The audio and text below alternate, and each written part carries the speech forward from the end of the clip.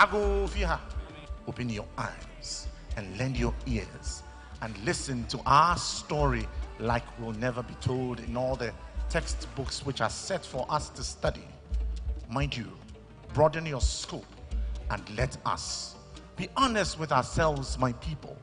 Some things are difficult to address, yet who will bail the cat? The book catalogs all the stories that have defined the Fourth Republic from the beginning until the end. As political journalists, we never cover stories without giving it a verdict. So from page 528 till the end, we call a set of stories the editorial stories. There we cast a verdict on most of the things we've written about and most of the things that have happened. I'll just read the headlines of the verdict, and when you get the book, you can read it.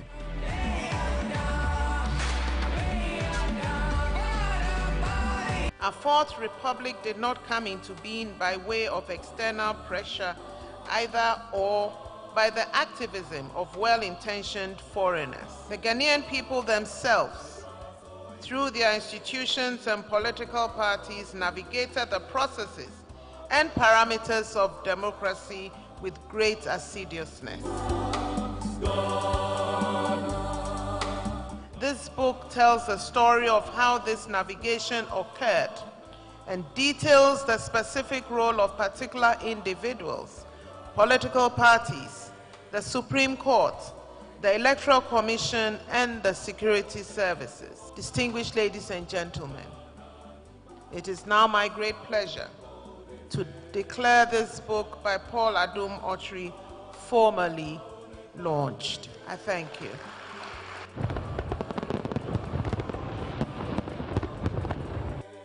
I think indeed we must pay compliments to what Paul Adum Otri has done. Many of us have many experiences and all, but hardly will we have the time to put together our experiences, chronicle them in the form of a book. So indeed, this work for me is very important, very significant, and I recommend it to many people in the country. It's important that we learn to script right for the records. And I think what our brother Paul has done is to be able to put his thoughts into writing, his recollection of history into writing, and his own opinions into writing, packaged and presented in this book. I believe, having worked with him for over 2 decades, that every element of the content of this book will stand the test of time.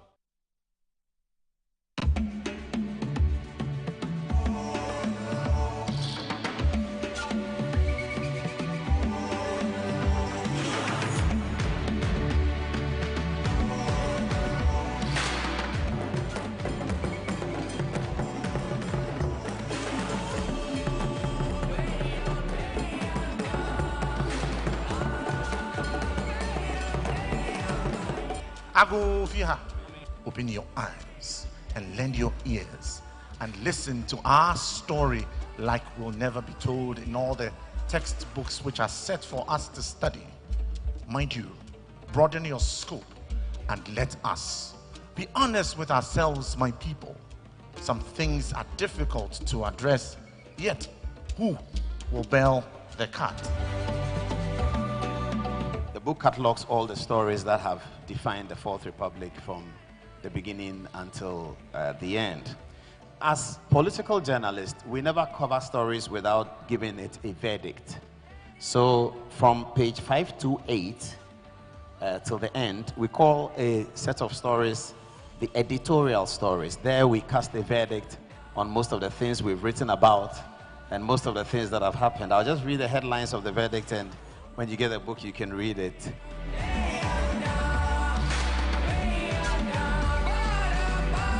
A Fourth Republic did not come into being by way of external pressure either or by the activism of well-intentioned foreigners. The Ghanaian people themselves, through their institutions and political parties, navigated the processes and parameters of democracy with great assiduousness.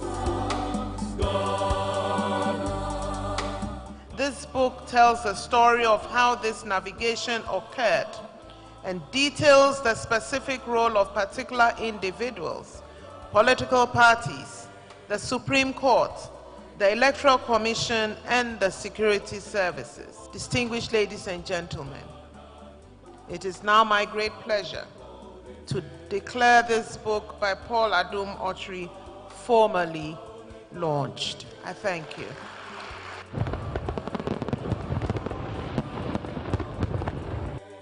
I think indeed we must pay compliments to what Paul Adum Otri has done. Many of us have many experiences and all, but hardly will we have the time to put together our experiences, chronicle them in the form of a book. So indeed, this work for me is very important, very significant, and I recommend it to many people in the country. It's important that we learn to script right for the records. And I think what our brother Paul has done is to be able to put his thoughts into writing, his recollection of history into writing, and his own opinions into writing, packaged and presented in this book. I believe, having worked with him for over 2 decades, that every element of the content of this book will stand the test of time. A heavyweight champion international ministry. Media the Reverend Dr. Kais. Evangelist Kais. Patricia Kais.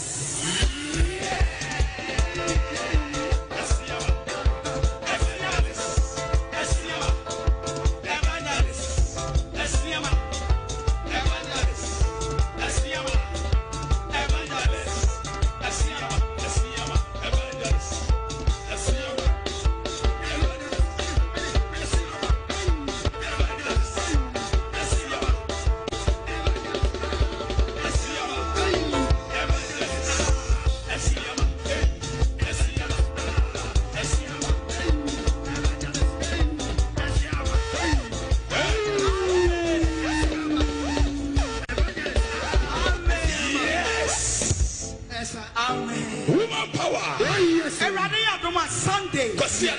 Yatonsa Afro. Obia.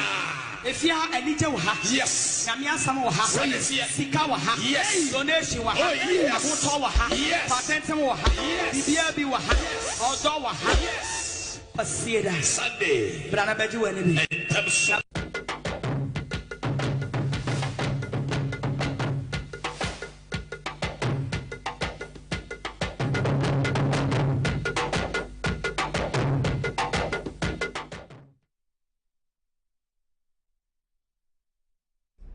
There's nothing worse than your multi-bet missing, but nothing better than having it saved.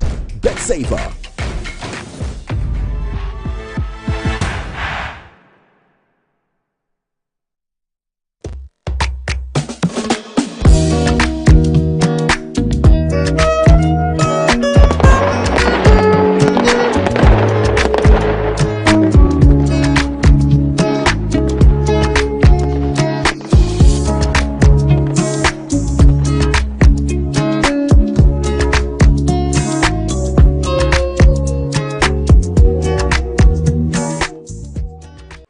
Introducing Betway's Bet Influencer, a groundbreaking feature where you can make money by just sharing codes. He just needs to share his codes and make money.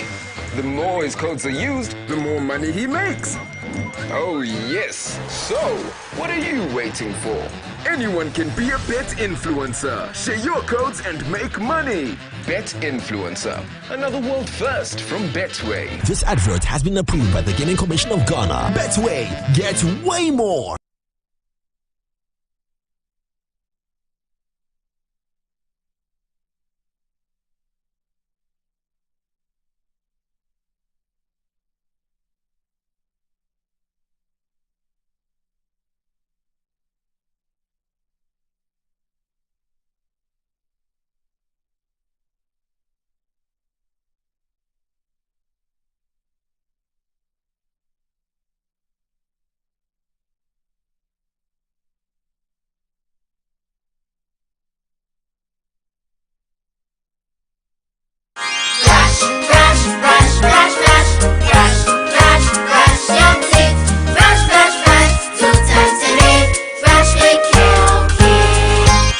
my friends, my name is Kelkit Toothpaste. Wow. I was made to be gentle on your gum but protected.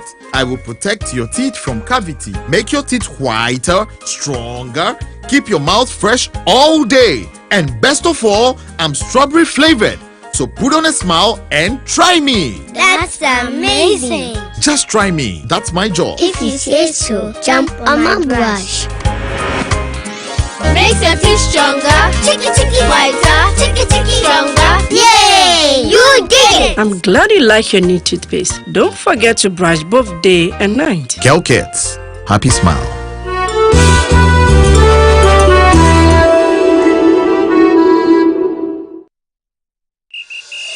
Playing for your country, enye easy. Scoring, enye easy. Avoiding injuries, enye easy. Winning, enye easy. But you know what be easy now? Kivo 4-in-1 Gary mix. Aye easy. It gets everything inside. Gary, creamer, sugar, roasted groundnut. Just add water, then sharp my soakings make ready. Taste and energy, made easy. I'm a match winner, but the real champion is Kivo 4-in-1 Gary mix. Champion taste. This advert is FDA approved. Where to get polytank? Oh, and you're fine. Go straight. Oh, I want for left, right. That's right. Ghana na ye wono. So when you do more, and ye data. Who knows? Abe, na ye. Me pe polytank ato. Enu ti ta menu ya ba otu ko dia be na ba ayo. O food ke bia, e de enjoy ye kura. Akuya bulambo kotoman. Emu ha. Like they take you by so. Go to the distributor and you give the original polytank. Polytank. You get a sound? Polytank, Papananka Sankasa. After this fufu and pepper soup, I go score goals like them the dash points.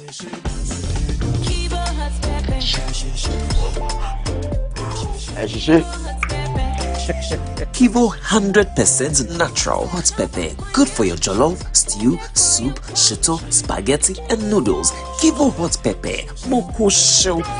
I'm a match winner, but the real champion is Kivo 100% natural hot pepper. Champion taste. This advert is FDA approved.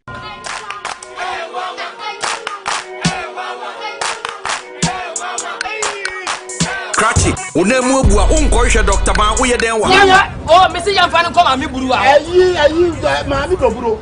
Ni atele be ko. Bra, mumi yamfan ko Dr. Ban ho. Dr. Ban o ya de. Bra, se ba no mpemu adwuma, sasabro slow. Dr. Ban o ye. Say ni kemi kwa na meka. Oh, no mpemu ni mdi ono na ye expect nya zanfo no. O akra eni kumasi no mpemu expect yen kan kire.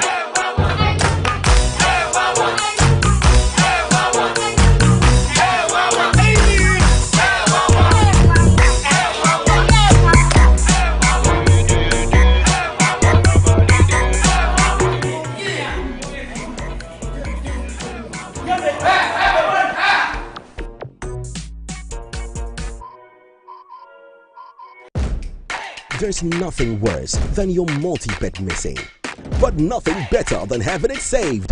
BetSaver.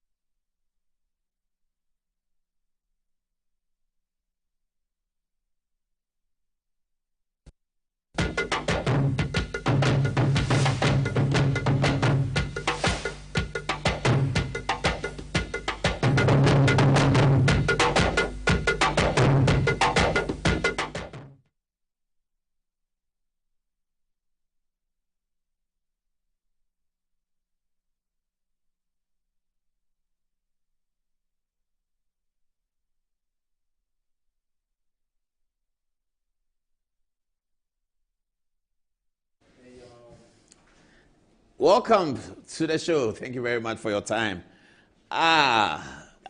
I like to play the song. I have a few notes to make, so let's listen to the song. Producer, give me the song in the background, the one the choir did for us, and then let me just finish my conversation. And then when you release it, please come over, let's talk. Good evening, viewers. Welcome to the show. Today we have a lot, a whole lot, a very, very, very big lot. Okay, so the song will start soon, wouldn't it? If you don't have the song ready, let me know. Yes. Okay, all right. So it will get out soon. I'll go on the touch screen and then we'll look at a few things. So please come on the touch screen and let's look at it. Put out a song and let's look at the information. Sorry, viewers, we're just letting you into our production. We have a few things to. The song, why? The song.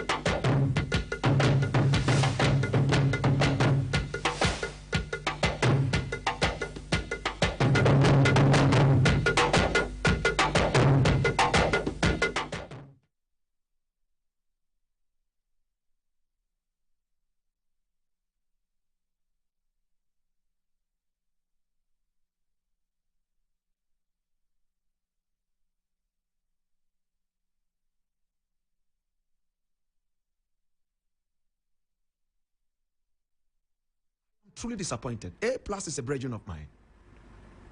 I don't know how to handle this, but I will handle it. I am utterly disappointed. This guy is nothing but a blackmailer. A dirty blackmailer. Jesus. So you are no longer fighting for the people, you are fighting your own battles, blackmailing people. Hi. So the decentralization of the waste management team that he was talking about, he did not mean it. He was only doing it to blackmail a certain guy who he knew will finally run back to him, pay him money, which he will selfishly push into his pocket and forget. You are blackmailing people so that you will get a certain attention. This guy does not deserve to be an MP.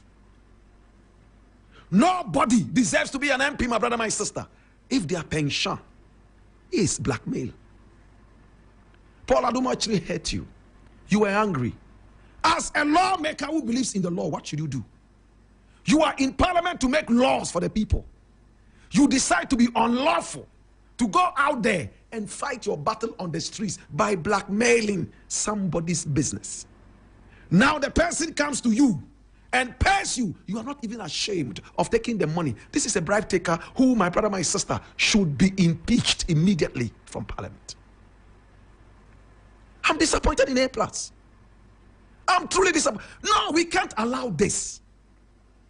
If an MP, my brother, my sister, can tell you that he was on a certain agenda and the agenda was not supposed to benefit the people of Ghana but himself, he became unlawful so that he would be able to get his own back.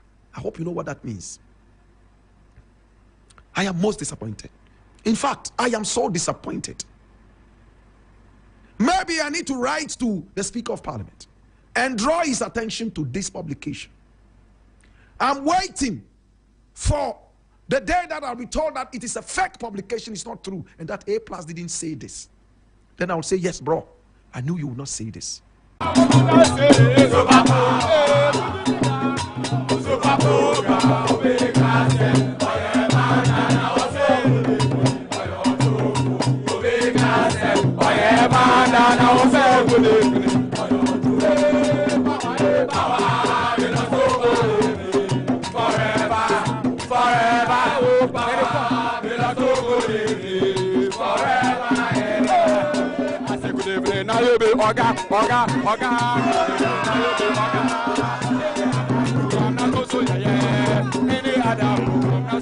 Oh, good evening, good evening.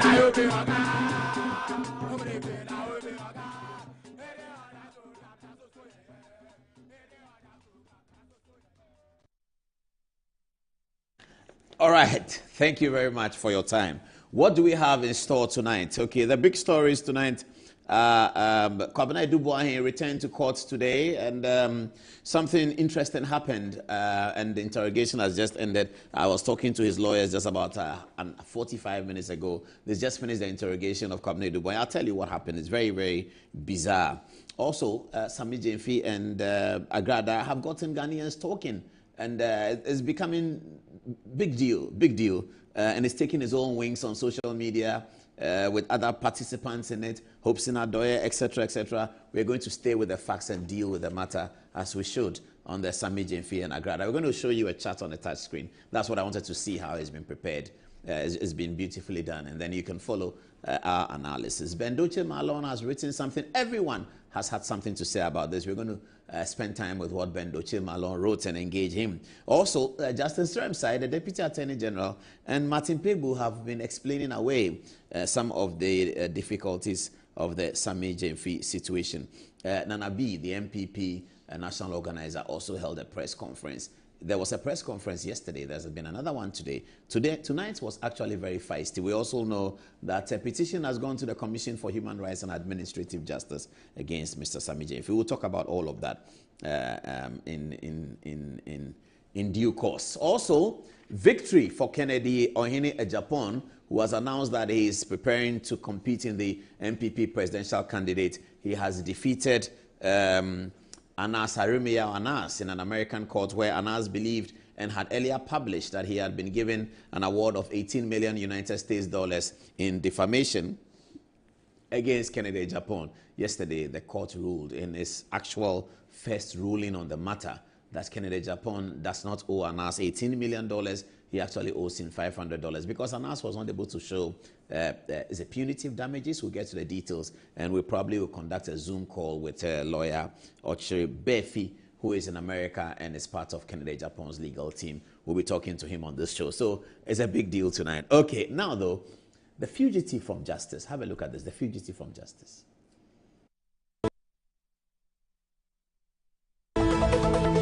Tonight, who came into town illegally and ran away illegally? Why was Eric driving him? We have all the details of the car number plate and national security's complicity. Who has questions to answer? Omanebu Ahmad, the defense minister, or Muntaka, the interior minister? Someone brought the fugitive from justice into town and he was not made to answer any question. He has run away. Join us for all the details on this matter tonight on Good Evening Ghana.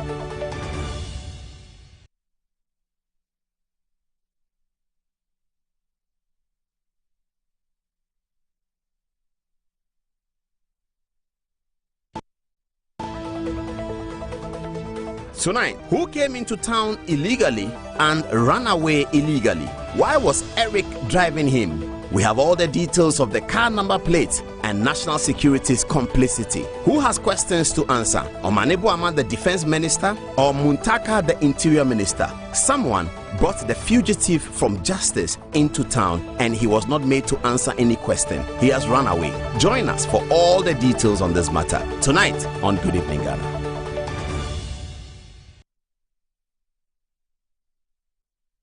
Come back because I heard the guy saying a few things about me. Everything you heard on social media is completely false.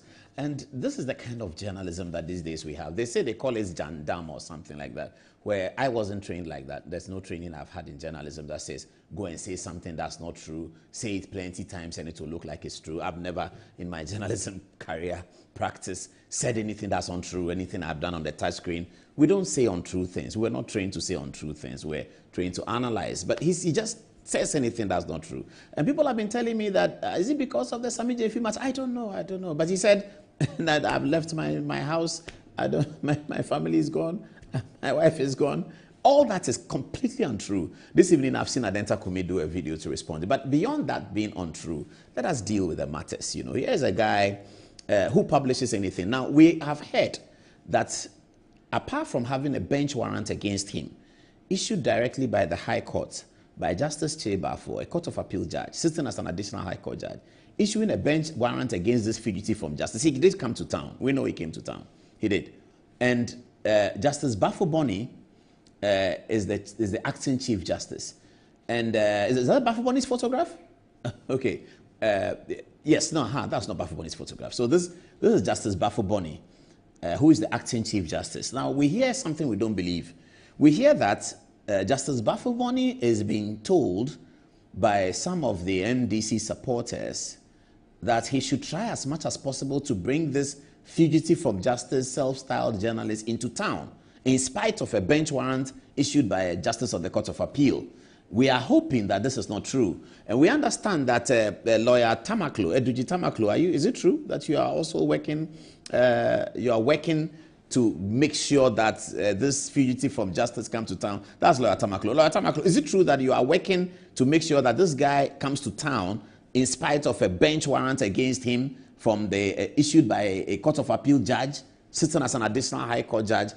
I mean, these are the things that are concerning to the democracy.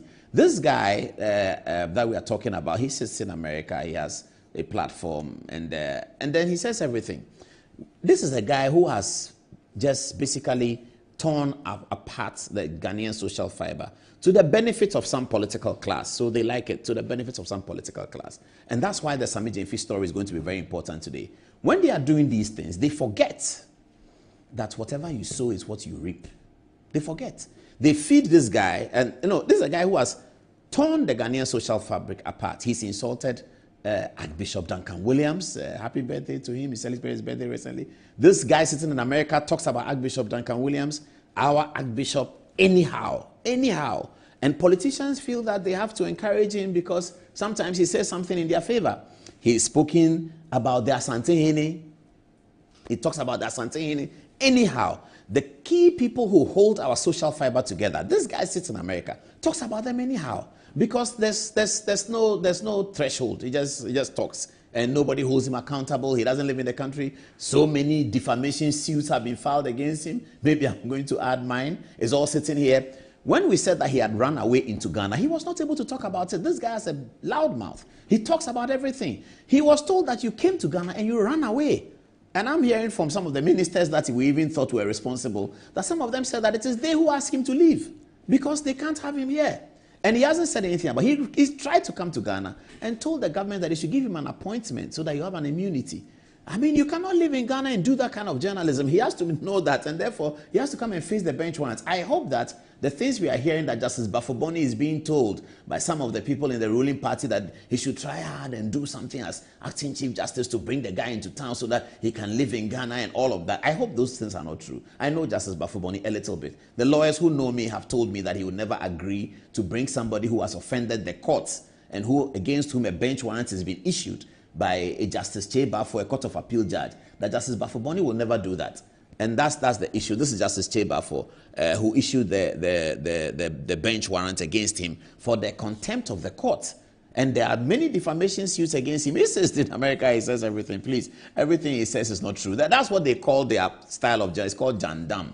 I understand that it means you say the thing that is not true, say it so many times. This guy, we also hear that Ibrahim Mahama sends him money to buy a bundle. Apparently, he wants money to buy a bundle, so he gets $180, $130 from... Ibrahim Mahama is a generous guy. Everybody knows that. So Ibrahim's generosity buys him bundle to do his program.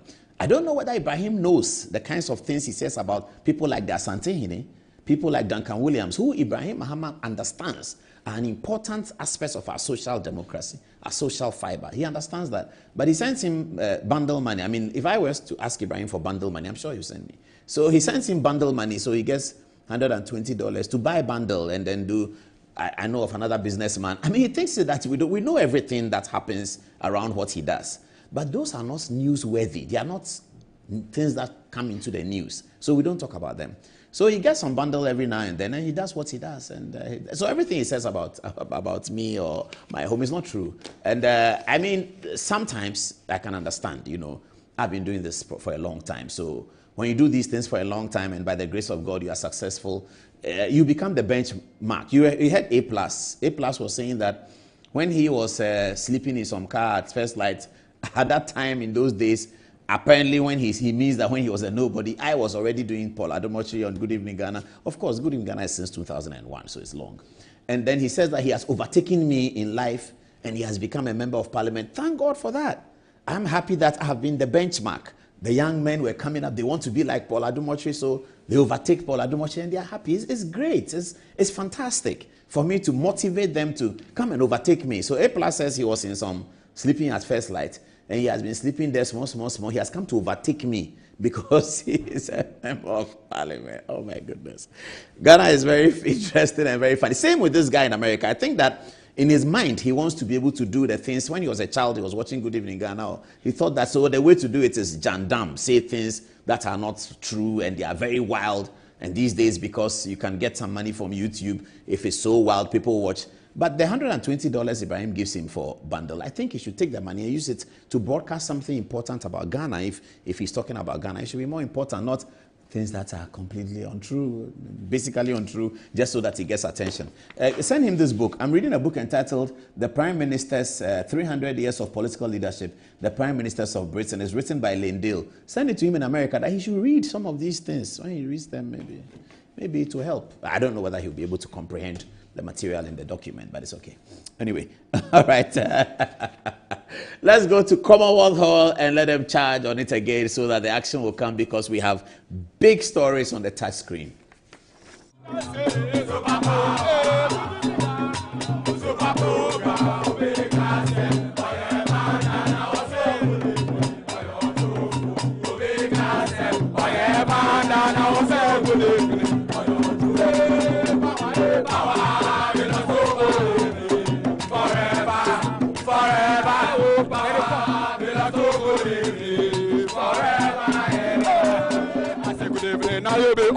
Oga.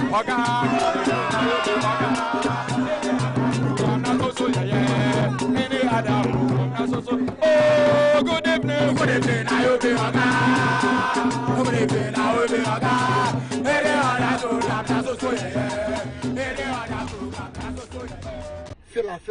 Filler.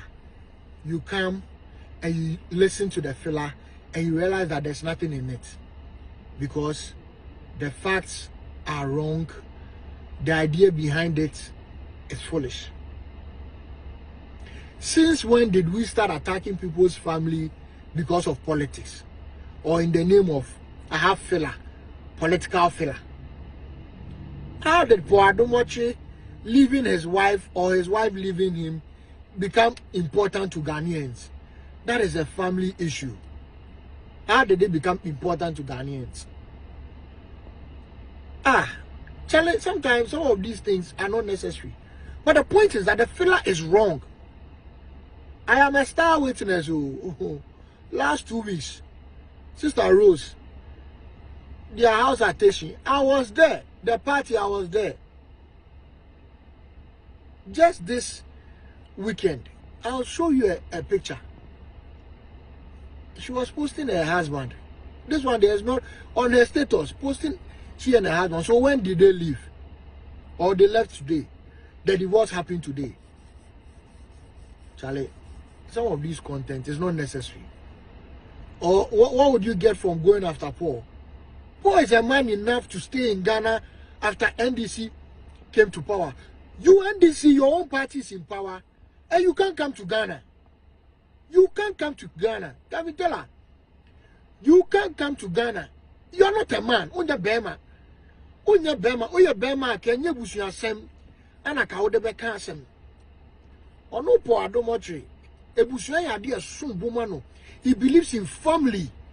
If Paul does something that his wife doesn't like, he knows how to apologize. He is the kind of person that believes in the nature and the content of family. When you move with him, you realize that at every point in time, he's messaging his wife, he's messaging his kids.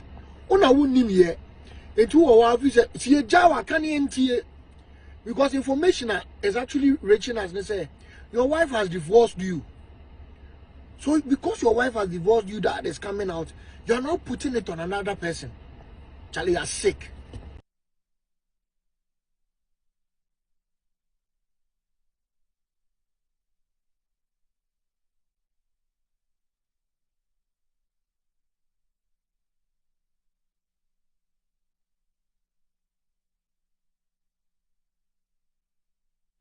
Happy Mother's Day to all the mothers. On Sunday, we had a big, nice Mother's Day event in the house. And there were people there. You can have a Mother's Day event in the house on Sunday. Then somebody sits in America and is saying something. Anyway, they can check out the status of the page and they'll see everything. Alrighty. Kobna Edubuahin is... okay, let me go to the touch screen. Let's deal with it very quickly before we get to the big story for tonight. So this evening, there's one thing I don't understand, viewers. There's one thing I don't understand. The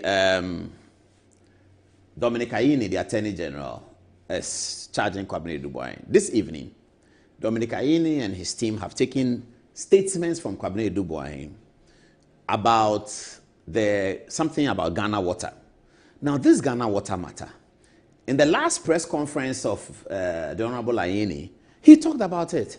He said, they found that 650,000 Ghana cedis was paid by Ghana Water to the National Signals Bureau every 2 weeks. And that it is a corruption, it's a crime, and they've stolen the money. He made that point to the media at the press conference. Kwabena Edubuahin's lawyer said that, well, he's yet to charge, he's yet to say anything, so they don't know, they don't want to deal with that. They charged Kwabena Edubuahin for the 49 million, the one they said that he's bought houses, the one they said that that has been, they've charged him with it. Kwabena Edubuahin has written a letter to the National Security Coordinator that, look, Security Coordinator, you would know as much as I do that these are the matters that are before the court. If your people don't hold the matter, I would have to, in defending myself, explain everything in court. As soon as Kwabena Edubuahin says that, whilst they've charged him in court, Dominic Ayine stops the matter. In fact, the judge told Dominic Ayine that I'm giving you up to 20th May. You have to file your witness statement. He has Charge the man, because we said he hasn't charged him for weeks. For weeks he didn't charge him. He kept on. He did 2 press conferences on the same matter without charging the accused person. 2 press conferences held by the Learned Attorney General. 2, not 1, 2. Press conference 1. Kwabena Aduboahene is a thief. He has done this. He has done that. He has done that. He has done that. Okay, we are waiting. Then they've arrested him. They keep him there. Then he comes. Press conference 2. Yes, I told you Kwabena Aduboahene is a thief. He has done this. He has done that. He has done that. 2 press conferences. The guy wasn't charged. Eventually, the guy was charged. Then the guy responds and says that you don't even understand what the money was used for. Now, if you don't tell your national security coordinator, I would have to spill the beans in court because it's national security work. Everybody has their opinion on that. It's national security doesn't mean he has to buy houses, blah, blah, blah. Okay. So they go to court. Then they tell the court that they want to keep Kwabena Aduboahene for another 2 weeks. And lawyers for Kwabena Aduboahene, the defense lawyers, raise an objection that what do you want to keep him? You've kept him for 3 weeks already. You've done 2 press conferences without charging him. Now you've charged him. We've come to court. He's responded. You want to keep him for another 2 weeks. For what? If you didn't finish your investigations, why did you come and start? Don't you know that he's a Ghanaian and he has the rights? And these are the things that we are going to talk about. Because you see, if you think you are standing here today, so you say certain things, tomorrow you will be at the other side. Agrada will get you. Agrada, she'll get you.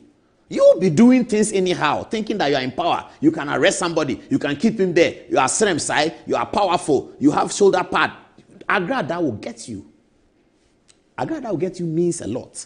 Because this is a republic. Today you are here, tomorrow you'll be here.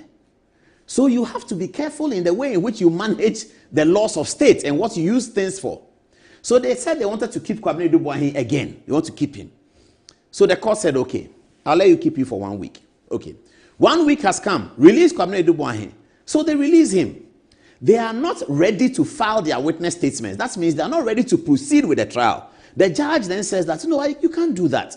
Now I'm giving you up to 20th May. You have to file your witness statements. So Kwabena Aduboahene must be on bail. File your witness. They said, oh, my lord, there's one more thing. This guy, he took money from Ghana Water. It's 650. Every day he took it.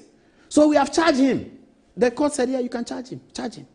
Then this evening is the first time they are taking a statement from Kwabena Aduboahene on the Ghana Water. Today is the first day that they are taking a statement from him. Today. They've kept the guy in the police cell, in the Iroko cell for 4 weeks. They've come to court and say, we want to keep him for another 1 week on the same matter. The 1 week finishes. Proceed on that matter that you have charged him on. They say, no, my lord, we have to keep him again because you see, the Ghana Water matter too is there. The Ghana Water matter about which the Attorney General has held a press conference, it is today before he is taking a statement from the guy. Is that how prosecution should work? Is that how prosecution works? Which prosecution have you seen in the Fourth Republic works like that? Should we do a documentary on all the prosecutions? I've just found those videos of Akufo-Addo and Safo Sampon, the former DPP. I'm happy I found them. I have found the Betty Mold videos. So we have to put a documentary together for viewers and Ghanaians to see that this has been the trajectory of prosecutions in the Fourth Republic. And you will see that none of those prosecutions had an Attorney General prosecuting in the court of public opinion. None of them. None. NDC MPP, none.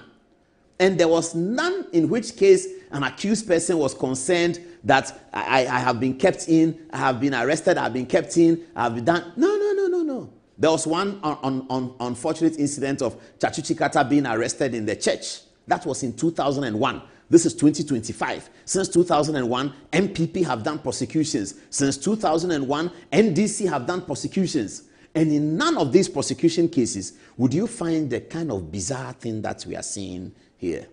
That the guy, you say that the guy has stolen money from Ghana Water Company. This is a national security guy. Who is the complainant? You cannot try this case without bringing the national security coordinator into the court. Do we want a court where the national security coordinator is in the box and has to answer questions from a defense lawyer? Have we ever seen that in Ghana before?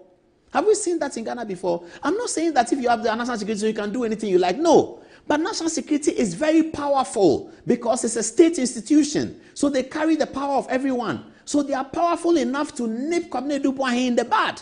National security coordinator can call him without telling us anything and collect whatever money that Kwabena Aduboahene, if he has stolen from him. National security and police, CID, IYOKO, they are very powerful institutions. So if they want to chastise Kwabena Dubois because he's done something wrong, the National Security Coordinator can call him a rogue security operative. That's how they call them. Rogue, that's the word they use. You can call him a rogue security operative. They will not publish it. They will go to him and clean up everything. That's what they do, so that the institution of national security is saved.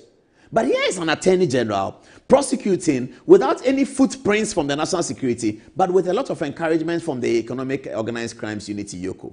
What is happening? This evening, I saw a video of somebody saying that the real story behind the Edu Boahen matter is that the NDC is concerned about what Edu Boahen knows about the NDC. Nothing to do with anything he's done publicly. They are concerned that he knows something about NDC and how he's going to handle the information. I don't know whether that's true.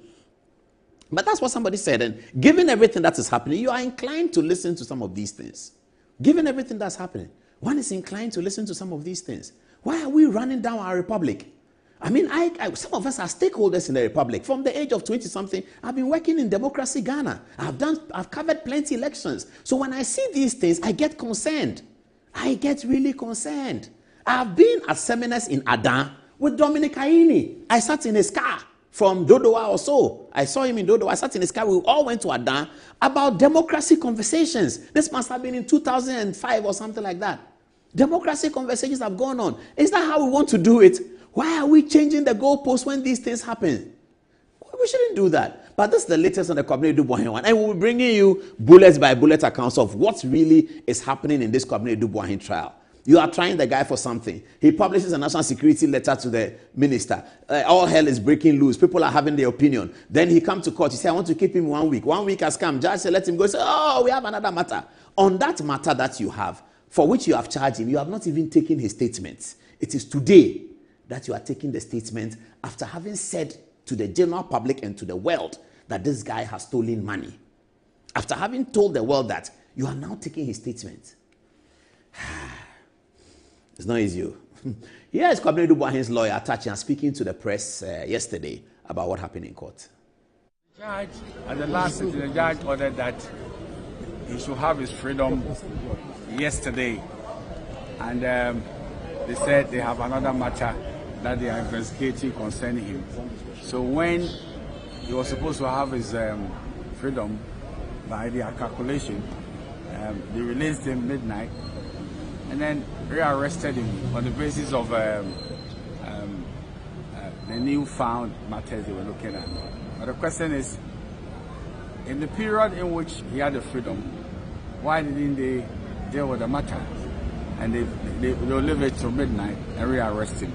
Is somebody very excited incarcerating another Ghanaian with all manner of tactics will aid justice, and that is unfortunate.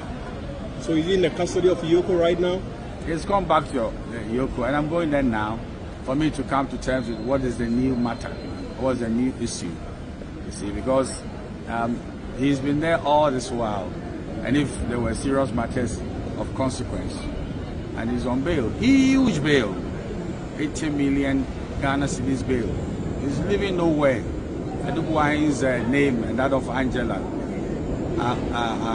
they are all over the nation, our borders and our airports. They are going nowhere. So I believe that we should come clean that this is not a personal vendetta. This is a man that you believe you have some criminal case against, and give him space to defend himself.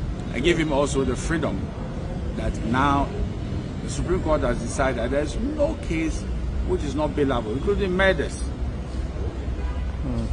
Provided always they will exact on you conditions for you to appear before the court to defend yourself.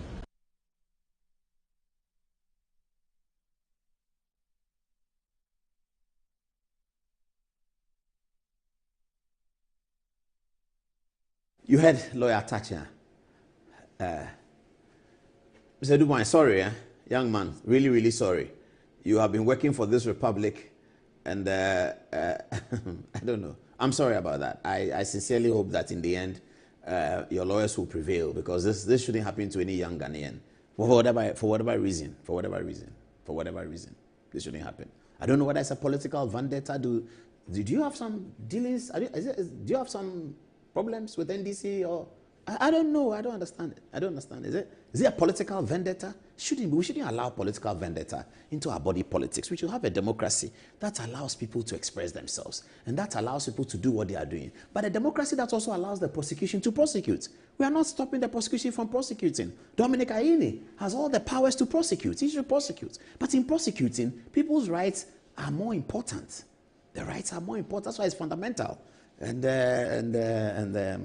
the Magna Carta, Dominic Ayine knows what Magna Carta is. Magna Carta was what, 1215 or something like that? AD 1215 in Oxford. Magna Carta, the Bill of Rights, it's been since then. It's been transferred to us over and over again. And as lawyers, everyone has studied the Bill of Rights. I think it should be clear. If you have a strong case against the accused person, you will get him. You will finish your case. He may file for a submission of no case. He will lose. The court will hear him, and the court will come to the compelling conclusion that the prosecution is right. If your case is tight, there's nothing to worry about. You can prosecute because the wheels of justice take a long time to turn. I sincerely hope that some sense will prevail, some good sense will prevail over this Kwabena Dubois matter so that we don't soil our democracy. We don't want reports coming next year and say that Ghana's democracy has gone down by blah, blah, blah, because all of these things are going out publicly and the world is watching it. Miracle Sabuaje had an encounter with Samson Ladi on Newsfile relating to this matter. It looked like a very interesting encounter. We cut out the tape for you to watch. Have a look. So here you are, you've listed plenty things. The gentleman has also written and also provided some information to his defense. And even gone ahead to say that National Security Coordinator, now that you have the benefit of more information on this subject matter, I advise that you engage your colleague because I have a right to defend myself and I'm still holding on to more information. You call it blackmail. Why are you calling it blackmail? Doesn't the Attorney General also know that the person you are trying to prosecute cannot be prosecuted like any other citizen? Which is also fact. You know that. Because of the role that he plays in this country. No, please let me. Because of the role he plays in this country. So something. The charge sheet means nothing. The charge sheet is only things that you claim you have information on. The defendant's also, his letter is also nothing. His letter is also claims of what he thinks are his defense. That is why I think we shouldn't be going around these circles. We should simply go to the courts. Go and adduce your evidence that you have on the gentleman in court. Give him room to also come and adduce evidence to whatever it is that he is indicating as his defense. But you bringing in other things and he has houses, so what? Something, you work at multimedia. You are a lawyer. But I'm sure you have other businesses. So if I come and pick your multimedia salary and say, something you tell this we have much they make and see all these things they do, it doesn't necessarily mean that you are a thief. I must prove that indeed which other property or asset you have actually connects to whatever it says that I claim you have stolen. In the courtroom, Dubois has the right to be absolutely silent and not to say one word.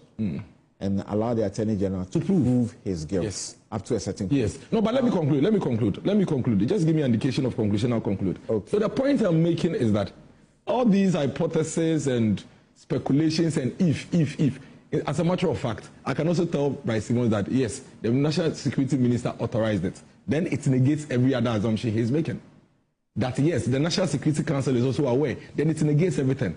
We don't know these things for a fact. So all these charts and attempts to, create a certain correlation based on some formulas, they do not help in law. We are just doing politics with the matter. The Attorney General should freeze all these public engagements. Mr. Dubois should cease writing anymore. After all, he knew the kind of sensitive role he was going for. He's been a national security couple. He understands what comes with the job. He should go to court and go and defend himself. Thank you. Attorney General should go to court and go and prove it. Attorney General is in court. So he should stop talking. That's what we are saying. He's not been talking. Oh, he has been. He spoke and went to court. And spoke again. He's back. He's done press conferences twice. Before he went to court. No, after court he came back. The second press conference was after he's been to court. No. So after he had filed the charges. So before the charges he came to speak. Okay, thank you. Then he went to court. All right. Then when he went to court, he came back to speak.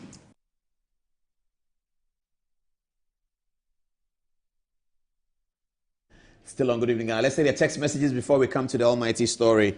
that has captured attention of everyone this weekend. This is Good Evening Ghana and it's live. Fatih, what are people saying so far? It's 6 minutes past 10 o'clock.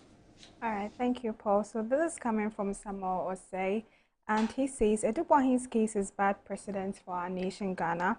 I feel so sad for our nation, and he's a former senior security officer who knows a lot as security intelligence about our nation, and he's being treated like this.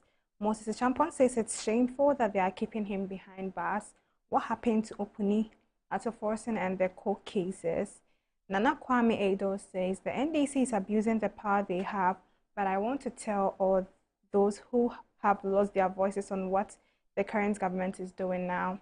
Tomorrow, should power change hands and those people find their voices, tender will strike them. Nana Kwame Edo comes back to say it's just vindictive for the Attorney General of Ghana to do all that. God will judge us all. And lastly, from Bright Osuansai says, if not Ghana, where will Ayini be made an agent? What do you have for us? All right, so Junior Akpa Tamale says, I always maintain and submit that when you throw a ball into a wall, the ball will surely come back to you, but you will never know that it is what is happening in NDC now. And from Alhaj Bob Sidi, he says, Paul, assalamu alaikum to you all in the studio. One thing I believe about the party called NDC is that they can do anything to appease their followers, even if it will cost someone's life. They don't care. We have some group of dishonest people in this country called the CSOs or neutrals. I wish they never speak as neutrals because they are all politicians. May the Almighty Allah save this country for us. And finally, Ibrahim Titus Glover has a specific concern. He says, Mr. Paul, as I'm writing to you now, the President of Ghana is not in the country. The Vice President is not in the country. Speaker of Parliament is also not in the country. Please, I want to know if there is any breach in the Constitution regarding what's happening. Now back to you, Paul. All right, that's another story that we'll be doing today. Is the State versus Asari, is it? Or is Asari versus Attorney General? We'll be looking at that case as a matter that went to the Supreme Court relating to the presence of the President of Ghana in Ghana, the presence of the Vice President of Ghana in Ghana, the presence of the Speaker of Parliament in Ghana, and then eventually the Lord Chief Justice. We'll talk about that. I have a very radical view on the ruling that was expertly delivered by Justice Kluje and Justice Dateba of the Supreme Court. So we'll be dealing with that. Okay, all right. Let me now go over to the touch screen and do the big story. Before then though, give me one Black Rasta. Give me one Black Rasta and then we'll take it.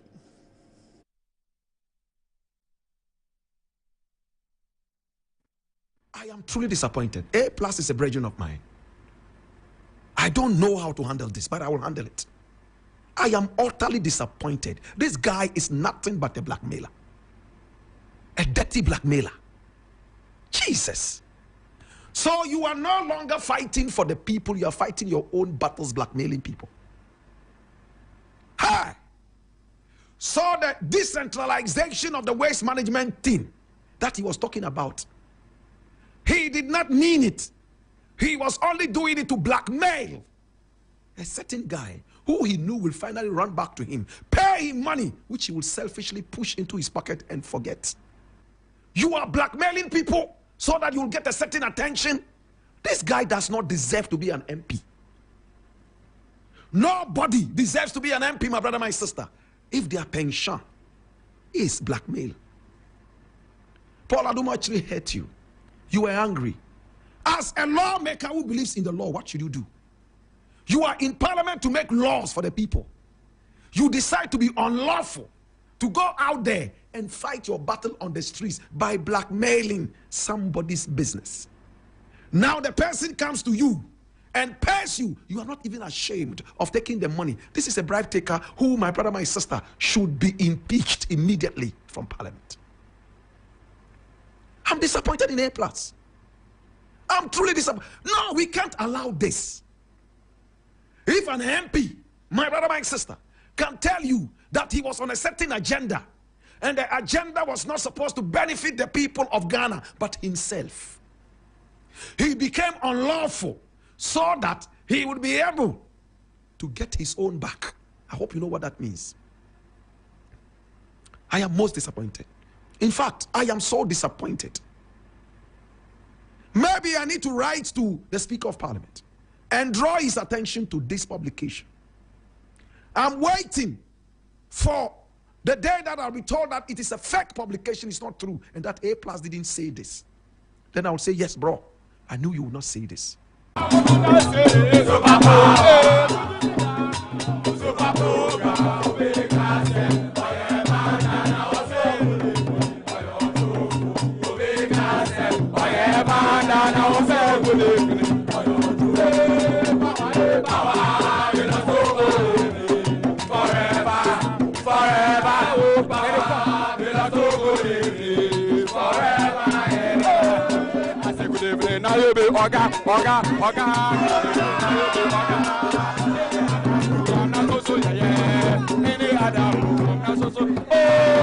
evening.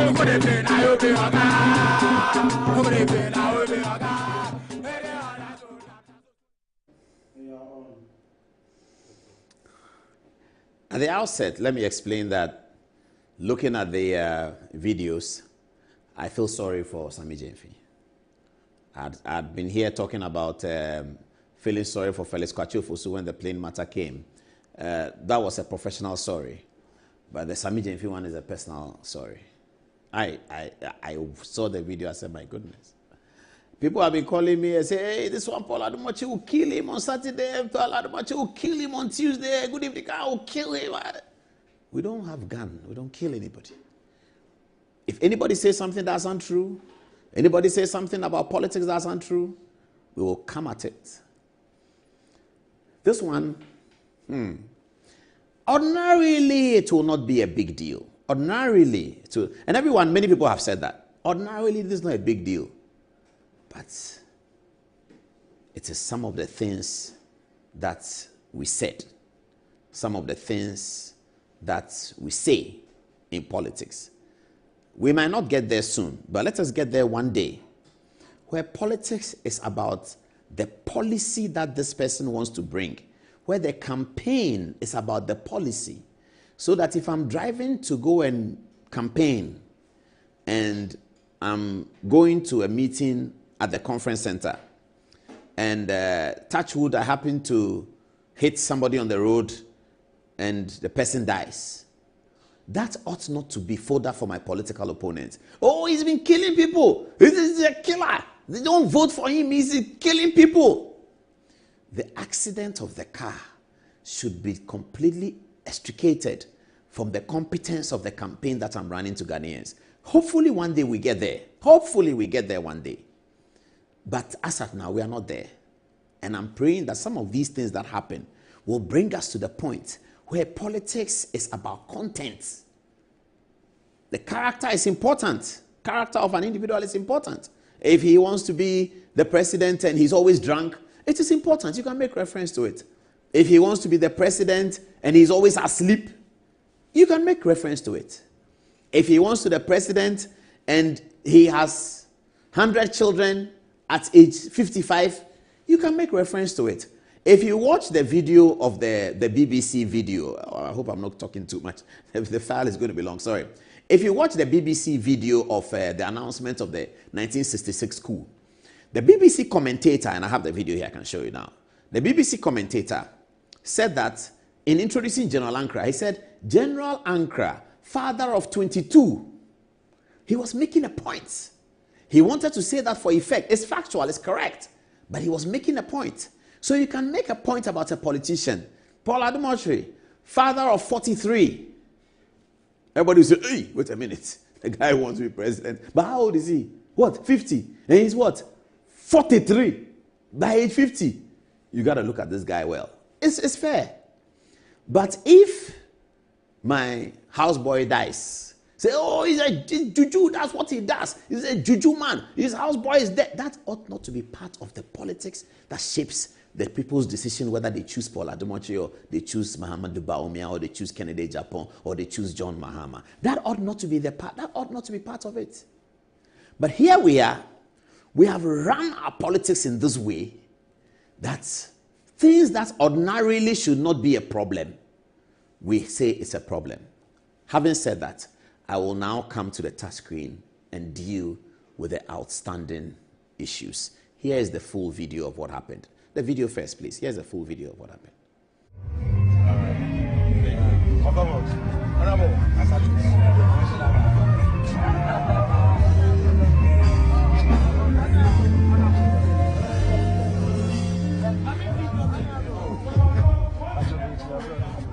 Papa.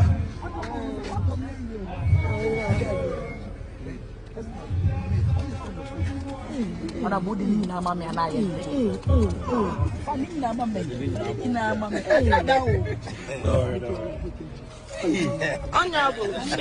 Honorable. I'm the tallest. I was a medium. Yes. Who say woman? Monday.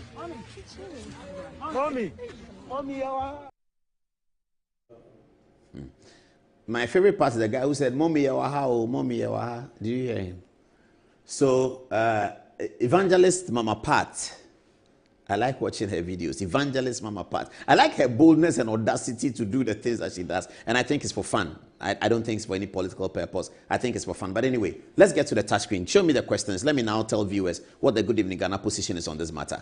Let's go. Okay. So what are the questions for us to consider? Let's start. All right. Question number 1. We're going to ask 6 questions. As a PR for NDC, did he, Sammy Gyamfi, need to engage Agrada? It's a question we're asking. We're going to answer the questions as well. Question number 2 that we'll be asking. If yes, if he did to engage Agrada, what should have been the mode of engagement? Number 3, should he have acceded to the request for cash to buy petrol or whatever the request for cash was? We're going to ask that. Number 4, if yes, should he have given cash in US dollars and out of his car? We'll deal with that. Is the quantum important or is it the principle? We'll deal with that. What punishment should be meted out? Okay, so let's come to the question 1. As PR for NDC, should Sammy Gyamfi have engaged Agrada? And how do we answer the question? As PR for NDC, did he have to engage Agrada? We think he should. The answer to the question is yes. If Sammy Gyamfi sees Agrada after the election, 4 months after the election, Agrada has been a heavy campaigner for the opposition, the other side, the MPP side. And then Sammy Gyamfi meets Agrada at a funeral. I think the funeral was some PLA who was an NDC man's funeral, I think. But I stand to be corrected on that one, but it's some funeral. So Sammy Gyamfi sees Agrada at a public event. Our decision is that he has to engage her. If Agrada, he doesn't have to see Agrada and snub her that, oh, no. In terms of being a PR person, you have to talk to her. Because democracy is numbers. You want to get her on the NDC side. Whoever it is, any human being can change from the NDC to the MPP. Any human being can change from MPP to NDC. It is the MPP's efforts to try and get more people to their side and the NDC's effort to try and get more people to their side. So PR people don't ignore anyone. That's part of the thing that has worked for John Mahama as a president. Because he's a consummate PR person, he's known how to play the optics very, very, very well. In fact, in the 4th Republican history, John Mahama is one of the best optical politicians in Ghana. I've told a lot of friends of mine, said it in the studio when we are working. The optics, John Mahama understands it. So, in terms of optics, it is good that Sammy Gyamfi is seen talking to Agrada and saying, Mama Agrada, bra. Now, won't he campaign? We see so we say a winning. I feel we say a winning election. Inti Brabe joining. We say he needs to campaign. So yes, he has to talk to Agrada. There's no question about that. All right, let's move on to the subsequent questions. Now, so we answered that question in the affirmative. Yes, he has to engage with Agrada. Question number 2. If yes, what should have been the mode of engagement? Now, the mode of engagement, if you want to win over somebody, can be anything. It can be about football. It can be about the politics of the election. It can be about Sammy Gyamfi's car. It can be about Agrada's car, her church, her husband, some things she's done on TV. You can engage her on anything. You can talk to Agrada and say, hey, Mama, Nadan Michelle video be pad. You can do that, all in an effort to get her to understand the position of the NDC. So engaging her, I think, is correct. All right. 3rd one.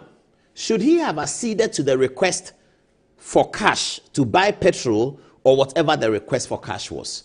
That's a tricky one. So you engage the person, and the person says, Honorable Pebibi Mame.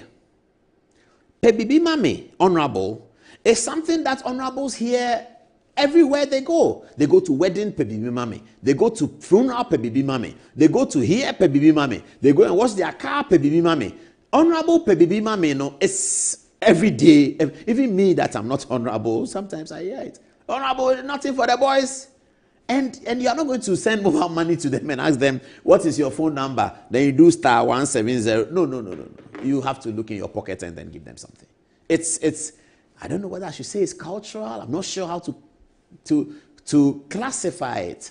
But it is there. It happens. No one can deny that. So at the point where Agrada says, Honorable Pebibi Mame, you want to think, you've started engaging a former political opponent, as it were. You're a PR person for the party and the government, as it were. And then he says, Honorable Pebibi Mame, are you going to say, oh, and mini bibia? Or are you going to say, mini bibia medema? Or are you going to say, Brahme office? Or are you going to call the bodyguard or the PA and say, come, take 450 cedis, 200 and give it to Agrada? Or come, take 600 CD notes, give it to Agrada, and give her Agrada's bodyguard 200. That'll be 800. Give it to them. They say, Mama Pat, my bodyguard never be home. Why? Could you do that? Yeah. Is that acceptable? I don't know. You tell me, viewers. Is that acceptable? Because I'm not here to crucify Sammy James-Phee. Not yet. I'm not here to crucify Sammy James-Phee. I'm here to expose what's the politics that we ourselves do, where it has brought us to, and why we should start thinking, all the young people in the political parties, when campaign comes again, remember, Samira has done makeup. It was an issue. It was an issue to show that you should vote them out because Samira uses taxpayers' money to do makeup. Today we are hearing how much is $800, how much is $700, how much is $1,200. How much is Samira's makeup? How much? How much? Makeup, how much? Second lady, how much? That is why this is an issue. Samira is incompetent. She handled a project and she lost the money. You can say that about Samira. That's fair. That's allowed. Oh, Samira Bawumia, she wants to be first lady. Oh, forget about her. Is she not the one that they gave 100 million to go and do the borehole and she couldn't do it? Correct. But Samira Bawumia's makeup is the reason why you should vote against her husband. These things were said. They were said. We have not quite learned our lesson. Fifi Kwete went to Cabinet Parliament, Appointments Committee 2009, had to apologize that the man that he said was a cripple, he has never seen him. He said Nana Akufo-Addo has beaten up a cripple in Chebi. He's beaten up. Everybody has, hey, Akufo-Addo need me a deal. Oh, you see, Obubu Afoko Abu Bonasum. Fifi Kwete comes to Appointments Committee. Leonard Atachian says, Fifi Kwete, I'm the MP in Chebi. Which cripple are you talking about? He says, I've never seen him. I've never seen him. I don't know. That kind of politics, we should move away from it if we can. Maybe not now, but it should be our benchmark as we progress. Should he have acceded to the request? We don't know, but the answer is sort of yes, he should have. Let's get to the next question. Let's get to the next question. Where's the next question? If yes, should he have given cash in US dollars out of his car? That's where I think that Sammy James-Phee himself has said that this was as a result of indiscretion. He said that. He said that. And that's the only part that I sort of agree with the NDC people. He said something. He's come out to say that, I'm sorry, this was indiscretion. I really shouldn't have done that. The other matters about where he got the money from and all that, politicians can chase it, Shraj can chase it, all of that can chase it. That's not, we don't have power to find out where he got the money from. We don't know whether the money is stolen money. The same way that we don't know whether Cecilia Dapa's money is stolen money. And that's the point we made. That whereas the optics of the Cecilia Dapa look terrible, and I told friends of mine who will attest now, everybody, that I even told the important people in the campaign of the 2024, the MPP, that one thing that can work against us is the Cecilia Dapa matter because the optics are terrible. Yes. But they didn't mean that Cecilia Dapa has stolen the money. That the money is with her doesn't mean it is stolen. Just because the money was with her, it is stolen. Has Sammy James-Phee stolen any money? I don't think so. I don't know. But you cannot conclude that because money is with him, it is stolen. It is stolen, saying. Did he steal your money? But let the investigative authorities, should it be investigated? Yes, by all means. It should be investigated. Until then, should we conclude that it is stolen? No, we can't. Are the optics bad? It is terrible. It's worse than bad. Should you accept his apology? It's up to you. You should look at it. Look at him. Look at his age. Look at what he has done with his party. Look at what he did in the campaign. Should you accept his apology? I don't know. But has he apologized? Yes, he has. And he's apologized for number 4. Because he says it's indiscretion. We all agree that it's indiscretion, don't we? We all do. Yesterday, I was talking to somebody very important in the NDC. And he was asking me, how do I see the Sammy Gyamfi situation? I was telling him that, oh, my style is not to, when people are down, it's not to come and kick them and say, if what he did is not in this line of operation, it's not in communication saying there's something wrong with Bawumia or Kennedy or Akufo-Addo, and it's not true, that I can come and respond that what he said is not true, and it's something that's quite unfortunate. It's not my style to be just kicking him. No, that's not really my style, especially as he's a young man. No. But I told him, I said, Chief, if this same video was Alban Bagbin taking the same money and giving it to the Nairi at Nalerugo at a funeral, would it have been a problem? He paused and said, Paul, that's a deep question. I said, yes.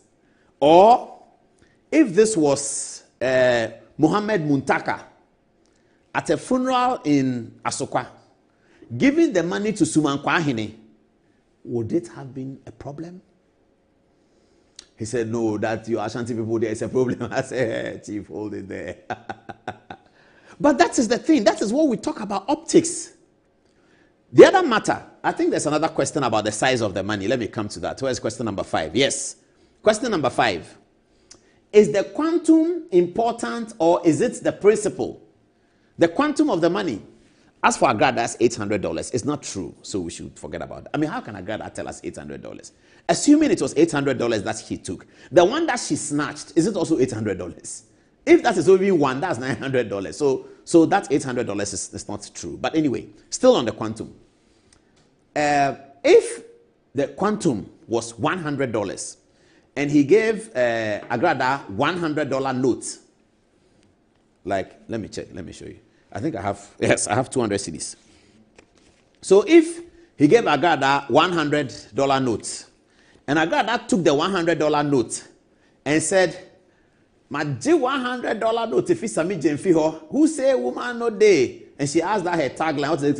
A bomb ziggy, something she says, a bomb ziggy, that thing she does. Then she flies the thing, a bomb ziggy, and it was one single $100 note. Would it have made a difference? I don't know. Let your text message come to Good Evening Ghana Official. I don't know. I really don't know. But these are the conversations we need to have. Sammy Gyamfi is seen giving money to Agrada. Is Agrada the problem? Maybe. Because Agrada shows us in her videos, and I watch all her videos, that she's quite wealthy. She and her husband, Osofo Esiama. I love Osofo Esiama. I just love his composure. Agrada and Osofo Esiama, they usually tell us that they are rich. They have Range Rover, they have some car. I don't even know the names of the cars, but they are good cars. They live in some nice place. She has a church where apparently, as I've been told, sometimes at a church service, she gives money to all the people. She cooks for them and all of that. She doesn't cook it herself, but she brings food on Sunday for the people to eat. So she's almost like a philanthropist. If you are broke and needy, you cannot be a philanthropist. So Agrada is not broke. And you've seen the video she said, threatening to return the money and that she can return it times 10 times, 15 times, whatever. So if she had given Agrada as a token, one note, and Agrada says, "Abombom Ziggy, Sammy Gyamfi has given me money," it wouldn't have been anything. In terms of the foot soldiers, I think that they are all right. The foot soldiers, and it is a lesson also for the politicians of today, those who are beginning to put themselves together for the MPP campaign, the people who are with you now, in the MPP side, the people who are with you now, you cannot forget about them. 2028 you come, MPP may win, MPP may not win, but if MPP wins in 2028, the people who have started from 25, they are coming to your house, they are picking your call, you're going to do an event, you say they should bring water, they bring it. Those people, you cannot forget them. And I can understand the pain to the heart of those people who see this Agrada, quote and unquote, flaunting our Sammy Gyamfi's dollars and saying a bomb ziggy, who say woman no day and all that. That's painful. That's really painful. And I will urge the NDC foot soldiers, I think that if you can reach Sammy Gyamfi, reach him, because it looks like he has a big heart for the foot soldiers. So maybe the foot soldiers are many. He's dealt with some. He has not been able to deal with some. He will not be able to deal with all of them at the same time. But I am sure that those who can reach him, he will be able to sort their problems out if he has the power to do so. I saw some George's text saying that Sammy Gyamfi has been calling for places for people to work in his NCS. It's always on his neck. So it's unfortunate. It's brutally unfortunate. It's perplexing. And that's why Franklin Cudjoe said, this is very difficult. It's perplexing. It's perplexing not because of the personality involved. It's perplexing because of the circumstance. A politician goes to a place and also because of what was said during the campaign. The kinds of things that were used. And I'll show you some. Srem Sai, my friend, Srem Sai, he sat on Joy FM quoting laws about how Cecilia Dapa cannot have dollars in her account. I'll show it to you. As for Martin Pebu, I love him. Martin Pebu says that the thing Sammy Gyamfi did, it was in private. It is true, it was in private. That he was in his car. He didn't stand public sharing dollars. It is also true. But Cecilia Dapa's money was in her bunker, in her house. Private, locked. Somebody went to steal it. And that's how we got to know.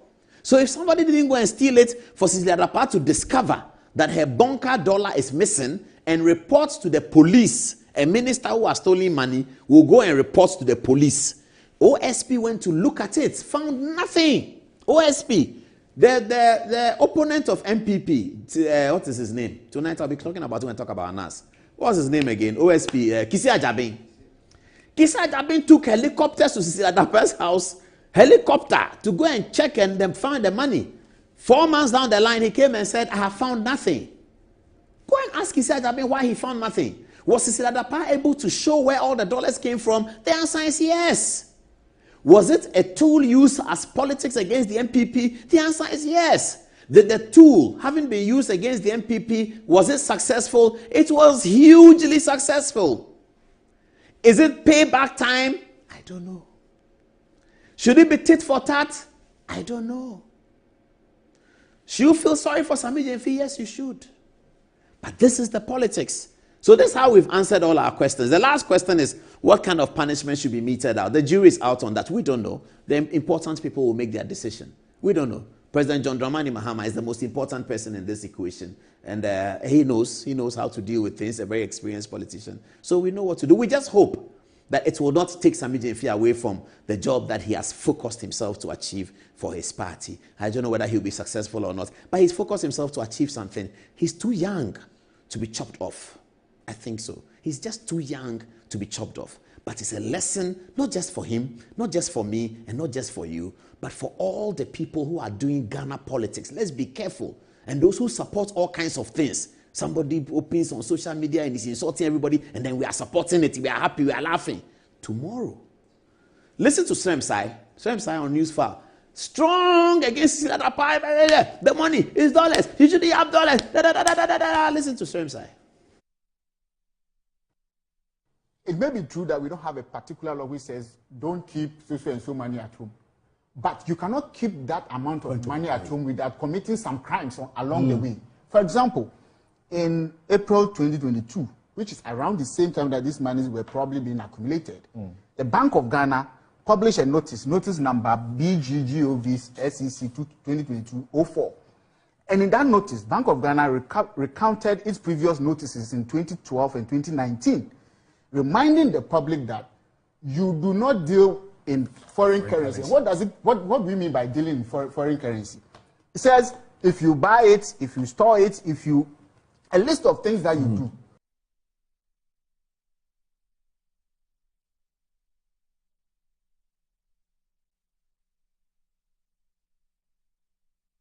So if you say these things because you wanted to show that Cecilia Dapa has done something gravely wrong, because it was election time.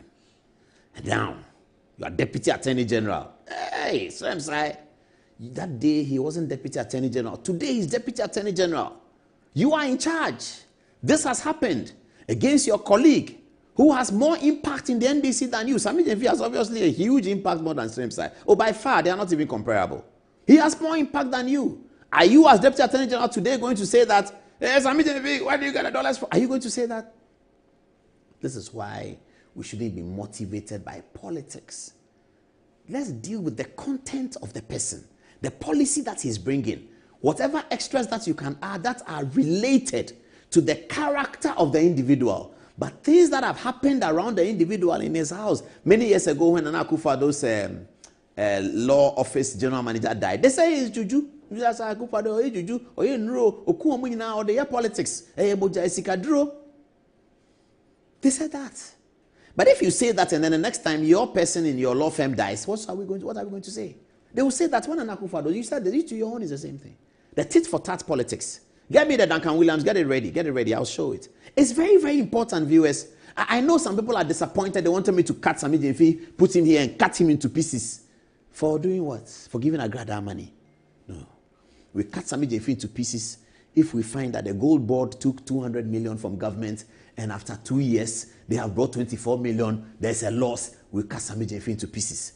We cut Sammy Gyamfi into pieces when we find, if we ever find, that, oh, Sammy Gyamfi is buying illegal gold for the gold board, we'll cut him into pieces. But that he went to a funeral and Agrada said, give me money for petrol, and he gave him some money with some indiscretion. It's not a reason why we're going to cut him to pieces. But the politics will go on. Nana B has been talking quite a bit, and I'll be showing that to you in a moment. So that was Swemsai. Swemsai, today you are Deputy Attorney General.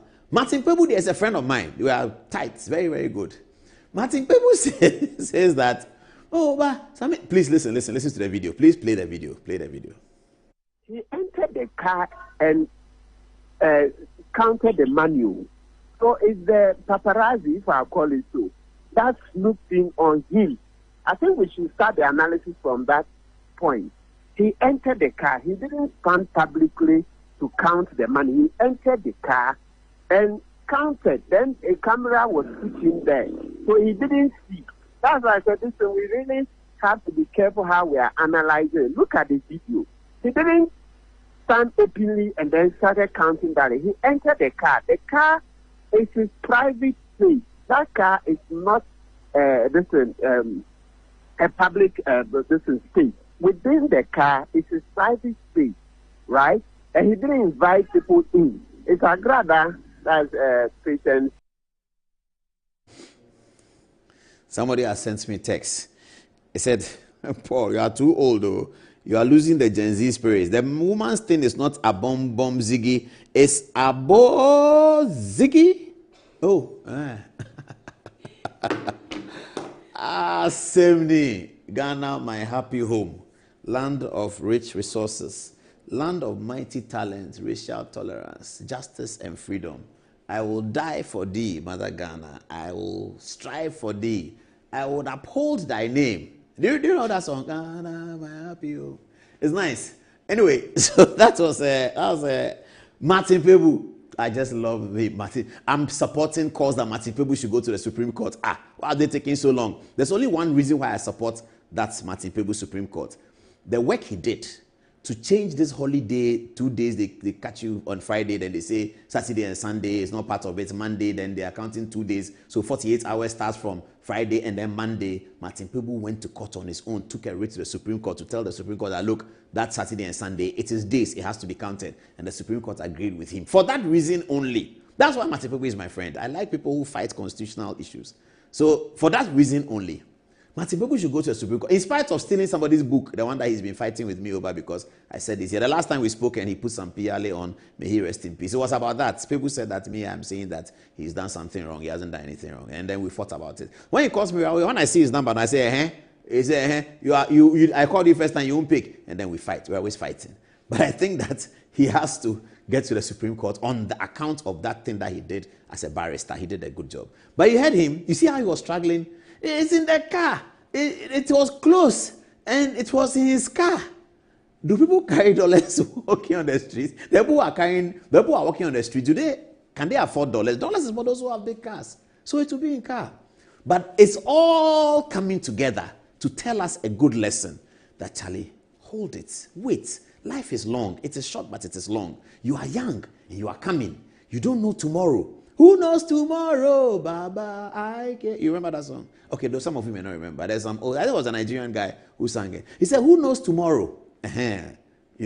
So let's keep it calm And let's take it precept upon precept, step by step. Let's allow the Holy Spirit to guide and order our steps. Those who are truly interested in nation building, those who are truly interested in the Republic, allow the Holy Spirit to guide your steps, and the ambition will be realized. It is very important. That ambition must not be an ambition for self-adulation. It must be an ambition to lift up the people in the Republic, the lowest people in the Republic, to be lifted up, so that when you have finished, Ghana, through you, can become what the Akans call Krabeshe. It is very important that young politicians must have that ambition. You can be NDC and MPP, fight NDC and fight MPP is fine. But let us always remember that Ghana is more important than you and your ambition. Even if you lose the election and Ghana succeeds, if Ghana succeeds, you don't need to win an election to succeed. People run away to Ivory Coast, to Europe, and they do jobs. And they have jobs and they can succeed. If Ghana is successful, everybody will be successful. So let us stop killing the Ghana spirit and bring our ambition, so that we find something about a politician that is a nothing. We bring it out because we know that it's a poor country. Many of us are broke and many of us are poor. Many of us cannot make ends meet. That is the principal question for politics. Why is it that too many Ghanaians cannot make ends meet? That should be the principal question that animates us. And too many Ghanaians are not poor because Samira Bawumia did make up.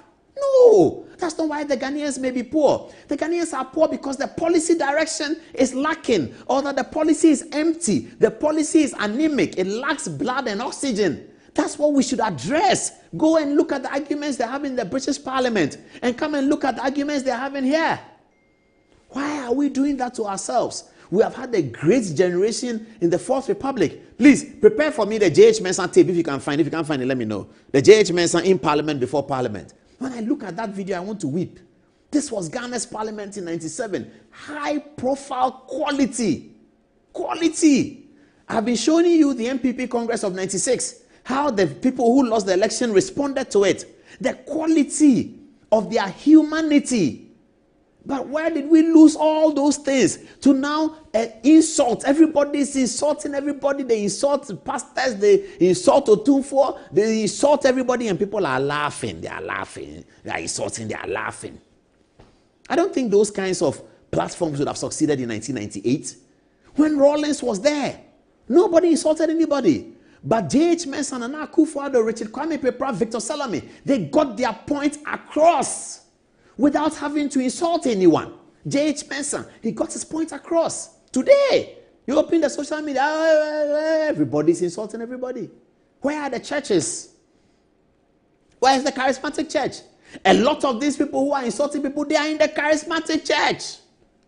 But when they win power, it's a winner takes all. So sometimes the pastor doesn't want to say anything because if you go and say and they win and you want something, they won't give you. Do you have the J.H. Mensah? Good. It's 15 minutes to the top of there. I have to deal with the Kennedy Agyapong story because I'm very happy that Anas Aremia Anas has been defeated. Sometimes some of this evil must end. Let's look at J.H. Mensah. This was Ghana's parliament in 97. See the way he spoke and see whether we can find it in this parliament today. We should be able to find it. Kojo Oppong and Co give us a great hope. When Kojo Oppong speaks in parliament, you see it. I'll come to Sammy Gyamfi and I'll come back to Nana B, but I just want you to watch J.H. Mensah. Have a look. And I'm making this point quite seriously because it is our wish on this side of the House that the authority and dignity of Parliament should be affirmed and reaffirmed on every possible occasion as one of the bulwarks of our freedom.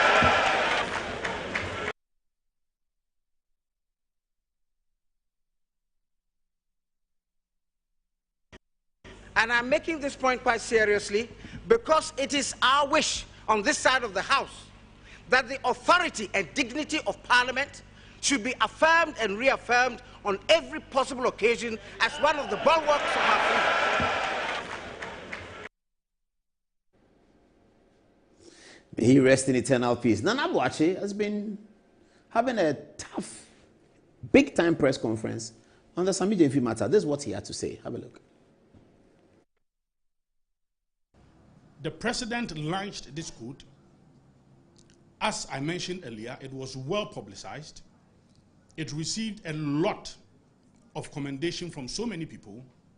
Now, a week or just less than a week, this happens where his own appointee is seen displaying opulence.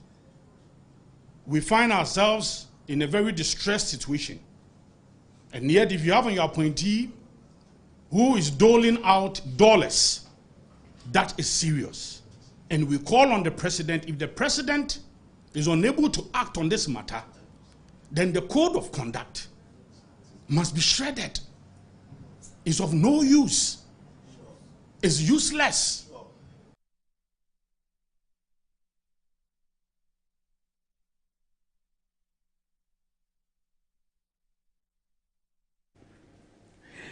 I'm back here in the seat, and let's take some text messages on the long story that we have done, and then we will go to the Kennedy Japan.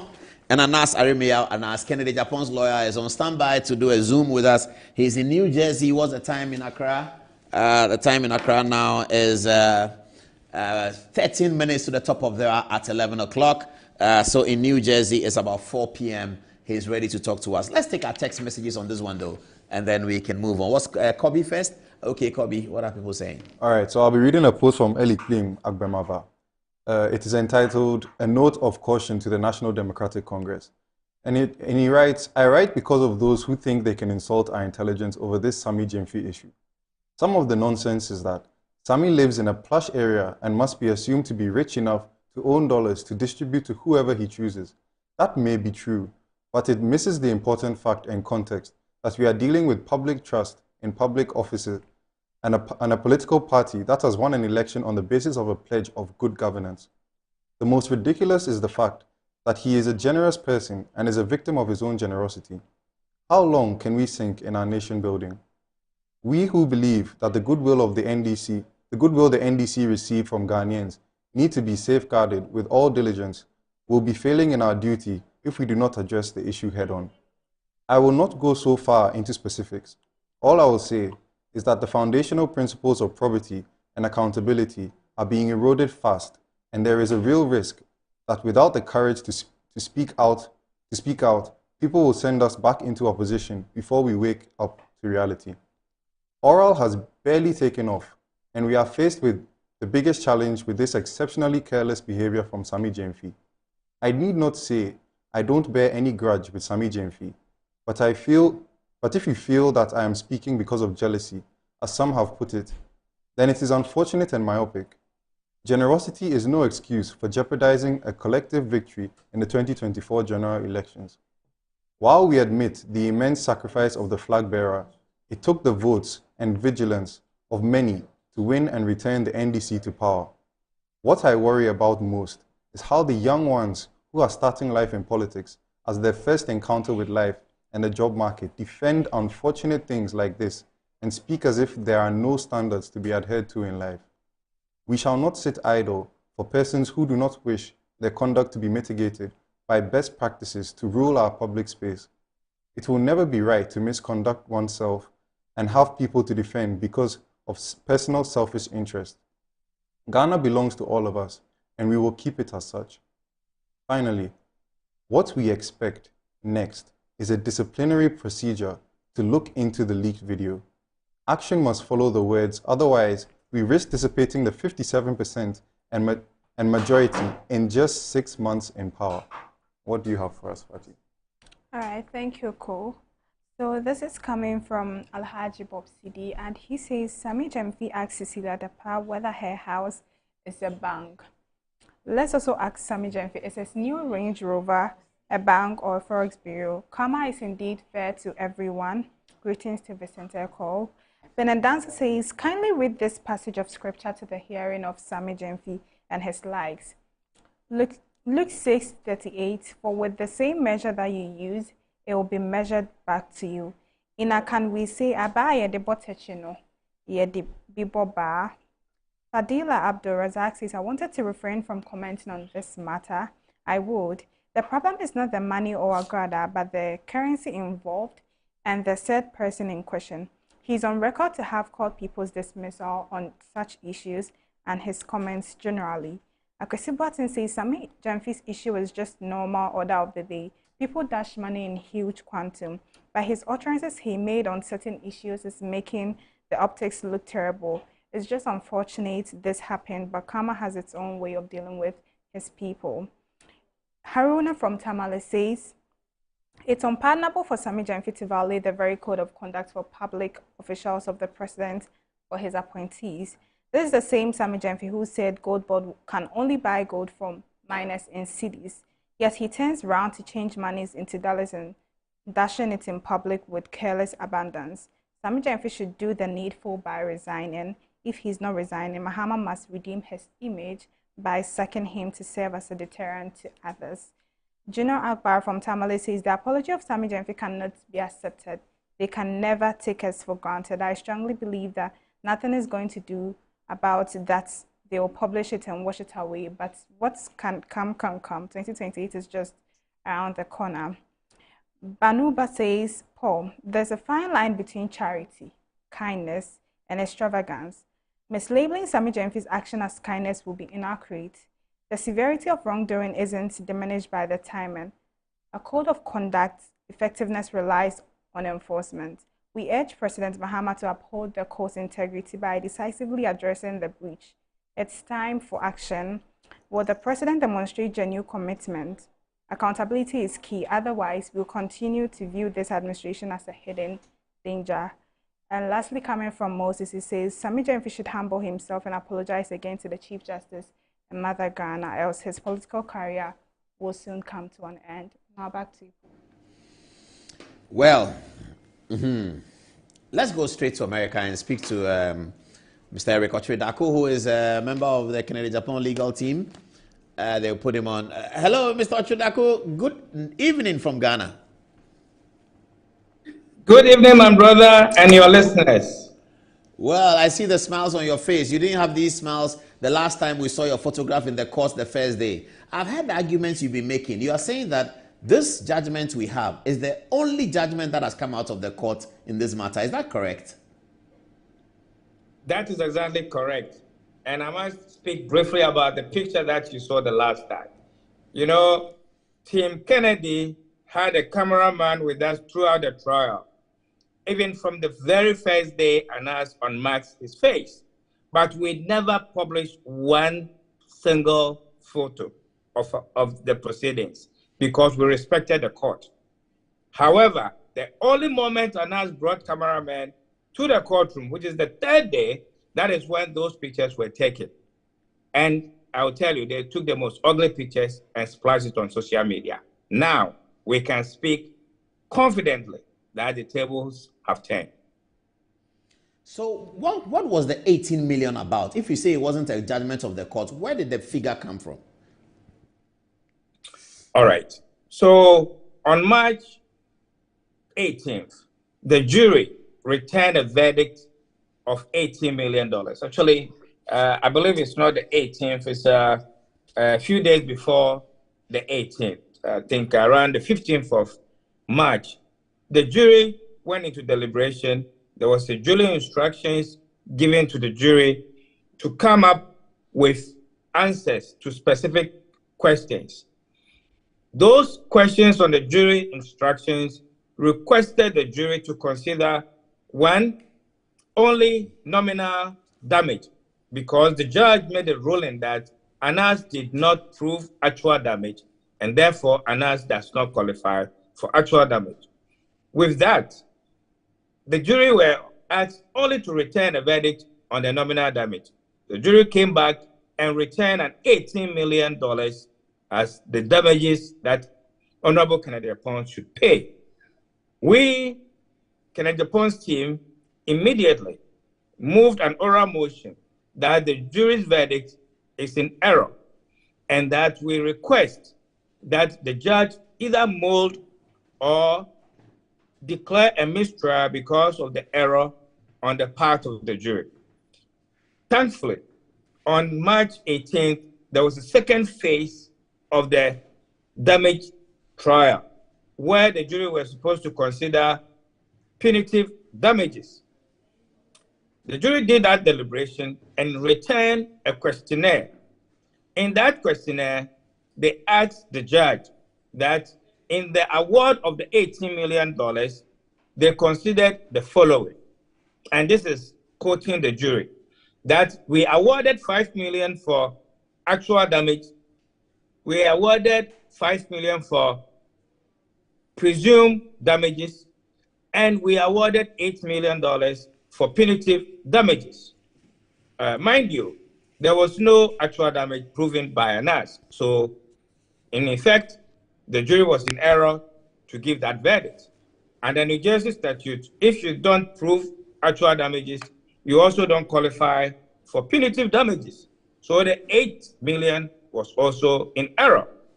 And the last part, nominal damage under New Jersey law is only up to $500. So Tim Kennedy moved that the verdict cannot stand. The judge called the jury and after a few deliberations dismissed the jury for their service. That was when the judge instructed the attorneys to file our arguments on record. And at that time, the judge did not enter any judgment. So there was no judgment until yesterday. That is when the official judgment came out. It gives the attorneys the time to file our arguments. And Tim Kennedy decided that instead of going for a mistrial, which would give Anas the opportunity to go back and correct himself if there was any error, or to come up with more excuses, we would rather go for what is called a molding of the jury's verdict. Now, molding of the jury's verdict is to conform the verdict to the law. So it is not as if the judge is doing Tim Kennedy a favor by reducing the amount, but rather, let's look at the law and ask ourselves what within the jury's verdict can be supported by both the statute and the case law of New Jersey. Here, since Anas did not prove actual damages, the jury was in error to award $5 million for actual damages.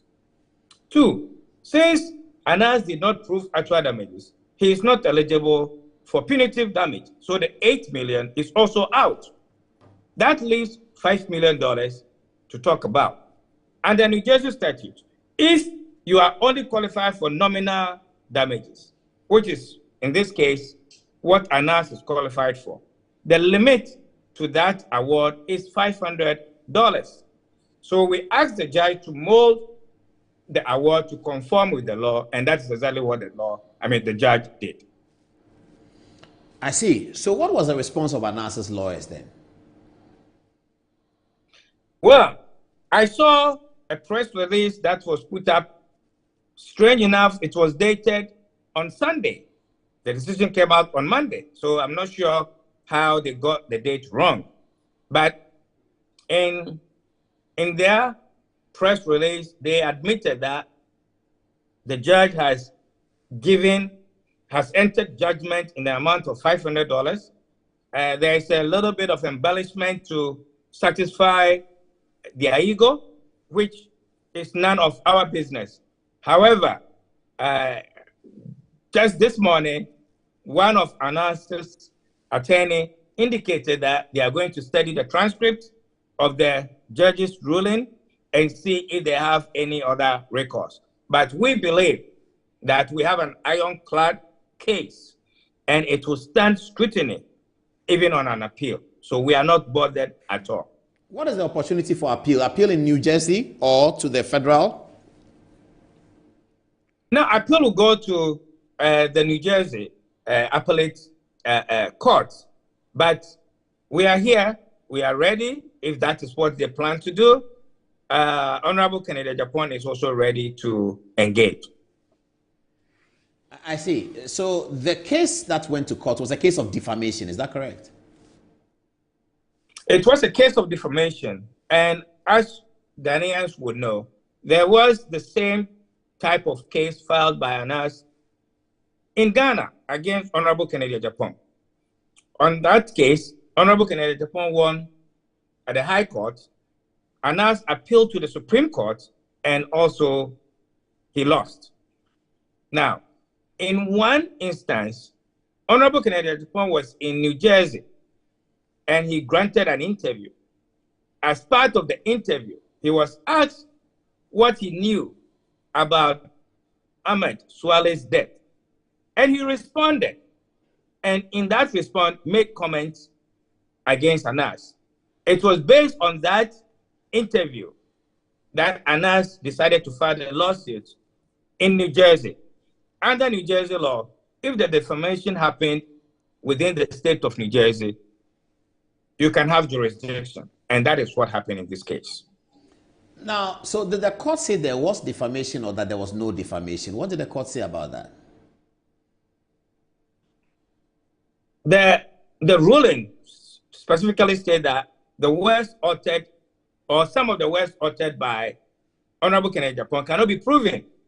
And for that matter, will be considered as defaming the reputation of Anas. Here, one of the arguments in the court was that if you call somebody a thief, you must show, or a criminal, you must show that the person has either stolen and been arrested before or has a conviction for the criminal offense that you are talking about. And some of the words which we cannot repeat here, uttered by Honorable Kennedy Agyapong, was not pleasant in the ears of Anas. And that is the basis in which the court decided that those words cannot be justified under that circumstances. So did Anas win the defamation suit? Well, Anas got a judgment which basically stated that, yes, some of the words used by Honorable Kennedy Agyapong is not supported by the evidence. At the same time, we are giving you $500 to compensate you for your trouble. So if that is what he was looking for, then we might say that he had justice and he had a win. However, during the trial, the Kennedy Agyapong team, was made aware that the motivation is to punish Honorable Kennedy Agyapong in the pocket as much as possible. In fact, after the award of $18 million, Anas lawyers argued that there should be more added to the $18 million.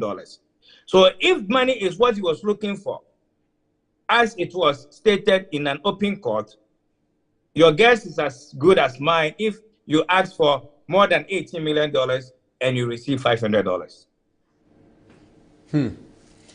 Okay, boss, we'll leave it here. Thank you very much. Congratulations, a big victory. It's a really big victory. That turns it makes a lot of difference here in Ghana. Thank you very much. God bless you. Thank you very much. You are welcome. So Kennedy Agyapong and his people were celebrating this landmark legal victory from New Jersey in ways in which they sang songs in Kumasi where they were. Apparently this video was shot in Kumasi and they even sang that Disadel song. Have a look at the first video. And we ask that grace would be the portion of the President Kennedy Agyapong. And we call it down in Jesus' name. Amen. The First Lady is going to America. Has to do exploits and how to their day. Those who come after will take up a story. May we worthy of singing again. Play up, Santa Claus on me. Play up and play again. Give nothing but your best and never think of rest. Play up for the school's great day. Play up, Santa Claus. Some need to play up and play again. Give nothing but your best and never think of rest. Play up for the school's great day. Bishop and patron, Bishop and patron, praise that is us.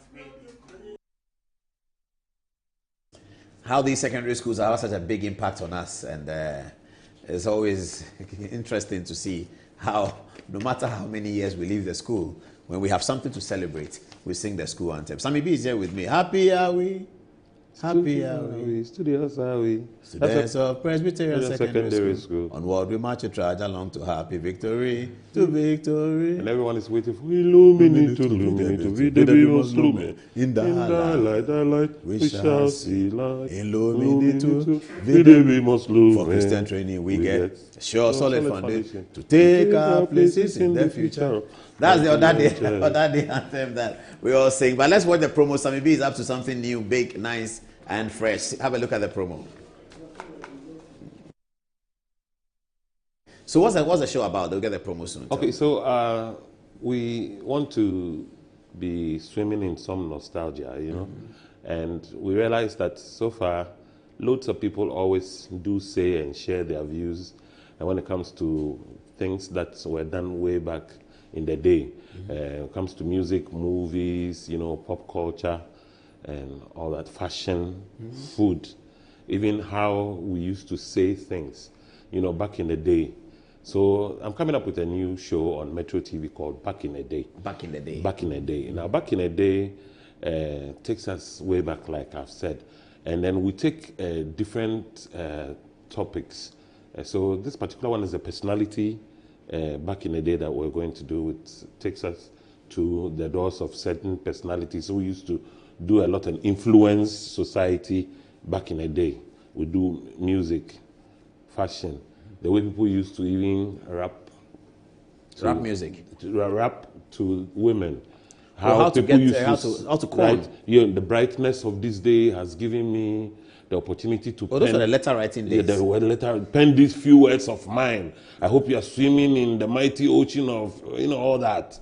And, you know, back in the day, the kind of music, the Milli Vanillis, the rap music, polka dots, Pepe jeans, Def Laces, nightclubs. We go to the 90s culture. 90s culture. A bit of 80s. Yeah, a bit of late, you know, late 80s. 80s. Some of them will also take us to the secondary schools. So I think we'll also be treating back in the day boarding house, Motown, Presec, Accra. We go to all the other schools, and some interesting personalities are going to be lined up for this. Azigi, DJ Wood. I've spoken to you yourself, Paula. I've spoken to Kofi Dixon, John Jermaine. Ivan Kwashiga was also on the promo. Have you considered Tommy Ananforsen?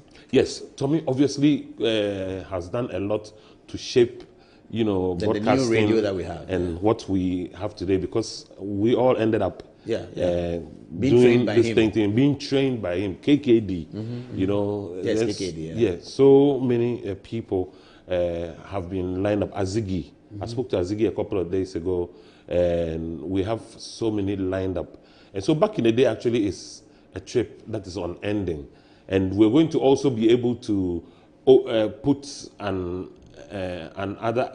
avenue for those who would want to get online and are not able to show themselves in person to also make back in the day videos with basically loads of fantastic giveaways from AH, you know, hotel and loads of other sponsors. Excellent. Do you have the video now so we can see it, the promo video? They don't have it yet? Okay, it's almost ready. We'll be watching it. So what days are we airing it here? So basically, we've just targeted the weekends, preferably on Sundays, in the evening after 8, so we can get, you know, our kind of people to have been home, relaxed, after a hard day's work, maybe with a bottle of something or something to sip on, to watch and reminisce with us. So it takes that after 8. Yes. Okay, all right. Let's see the promo now. Let's see the promo. Back in the day. Back in the day on Metro TV, live on television. And live on television, this is on Metro TV. People pick the records, and you see every time we wipe the record, there's a reason why we wipe the record, because the records, they gather dust. These days, people want to be on radio because they think it gets you popular. I mean, back in the day, we could sit there was a place at Trace FM called the Pentagon, and we could have a discussion about songs, and you think it was a political debate. I remember those days at the Ghana Film Theatre, films were released almost every week. new films, and we saw long queues of people trooping to go to watch films. And then we also had video centers. But then I think the plus we had was the fact that there were people we looked up to, and we didn't just look up to them. We served them, and they actually taught us. Yeah. Kofi Dixon and that team, they started playing Hip Life. When they started playing Hip Life wasn't called Hip Life. It didn't have a name. You are watching Back in the Days with Sammy B on Metro TV. Back in the Day on Metro TV is live.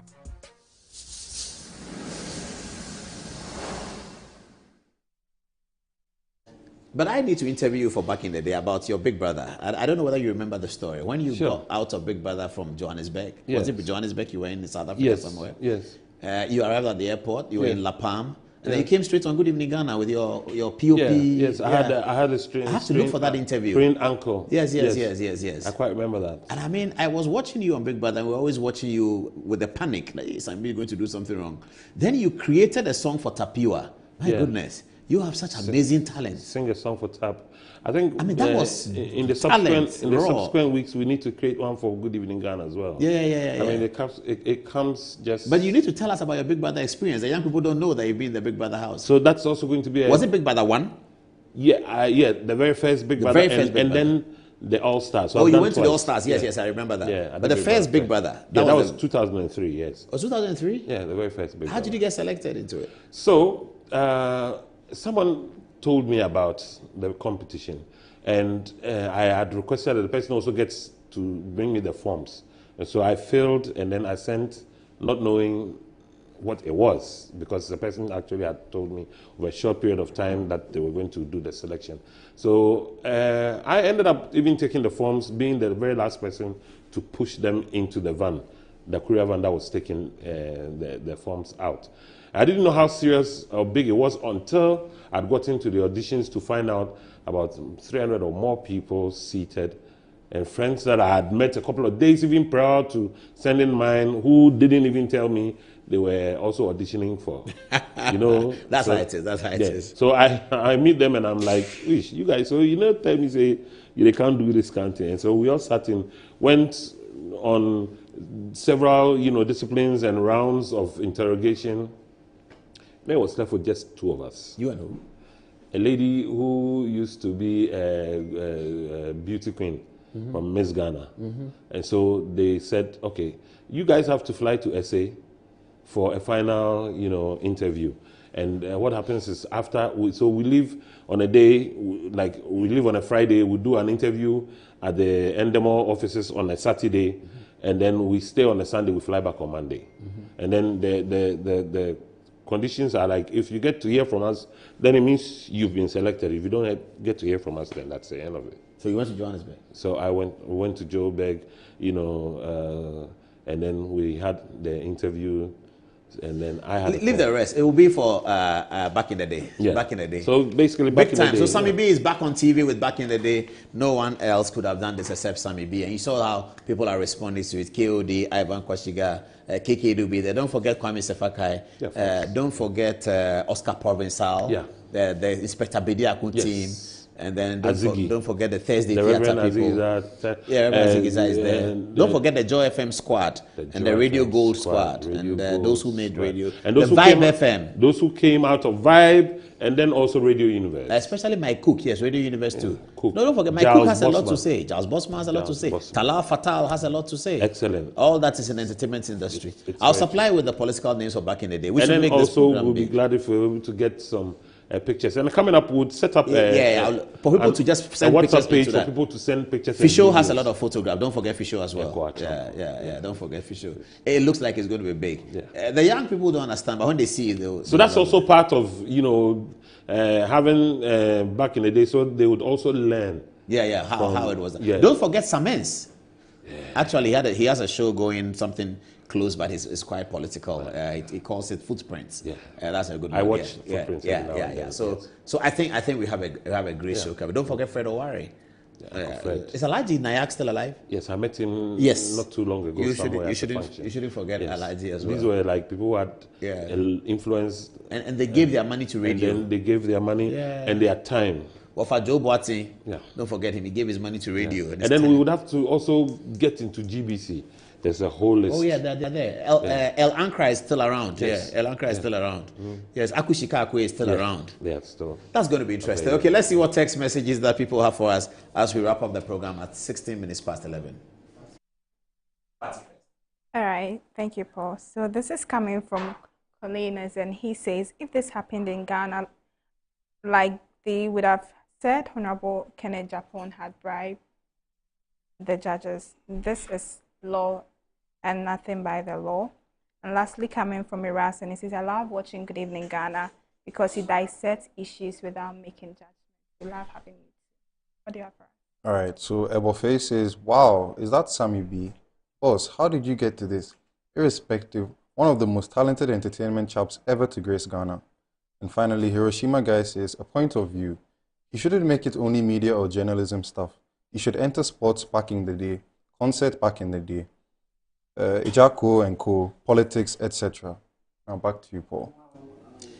All right, not much to add. It's 16 minutes past 11 o'clock already. That's Good Evening Ghana for tonight. Thanks for watching and good night.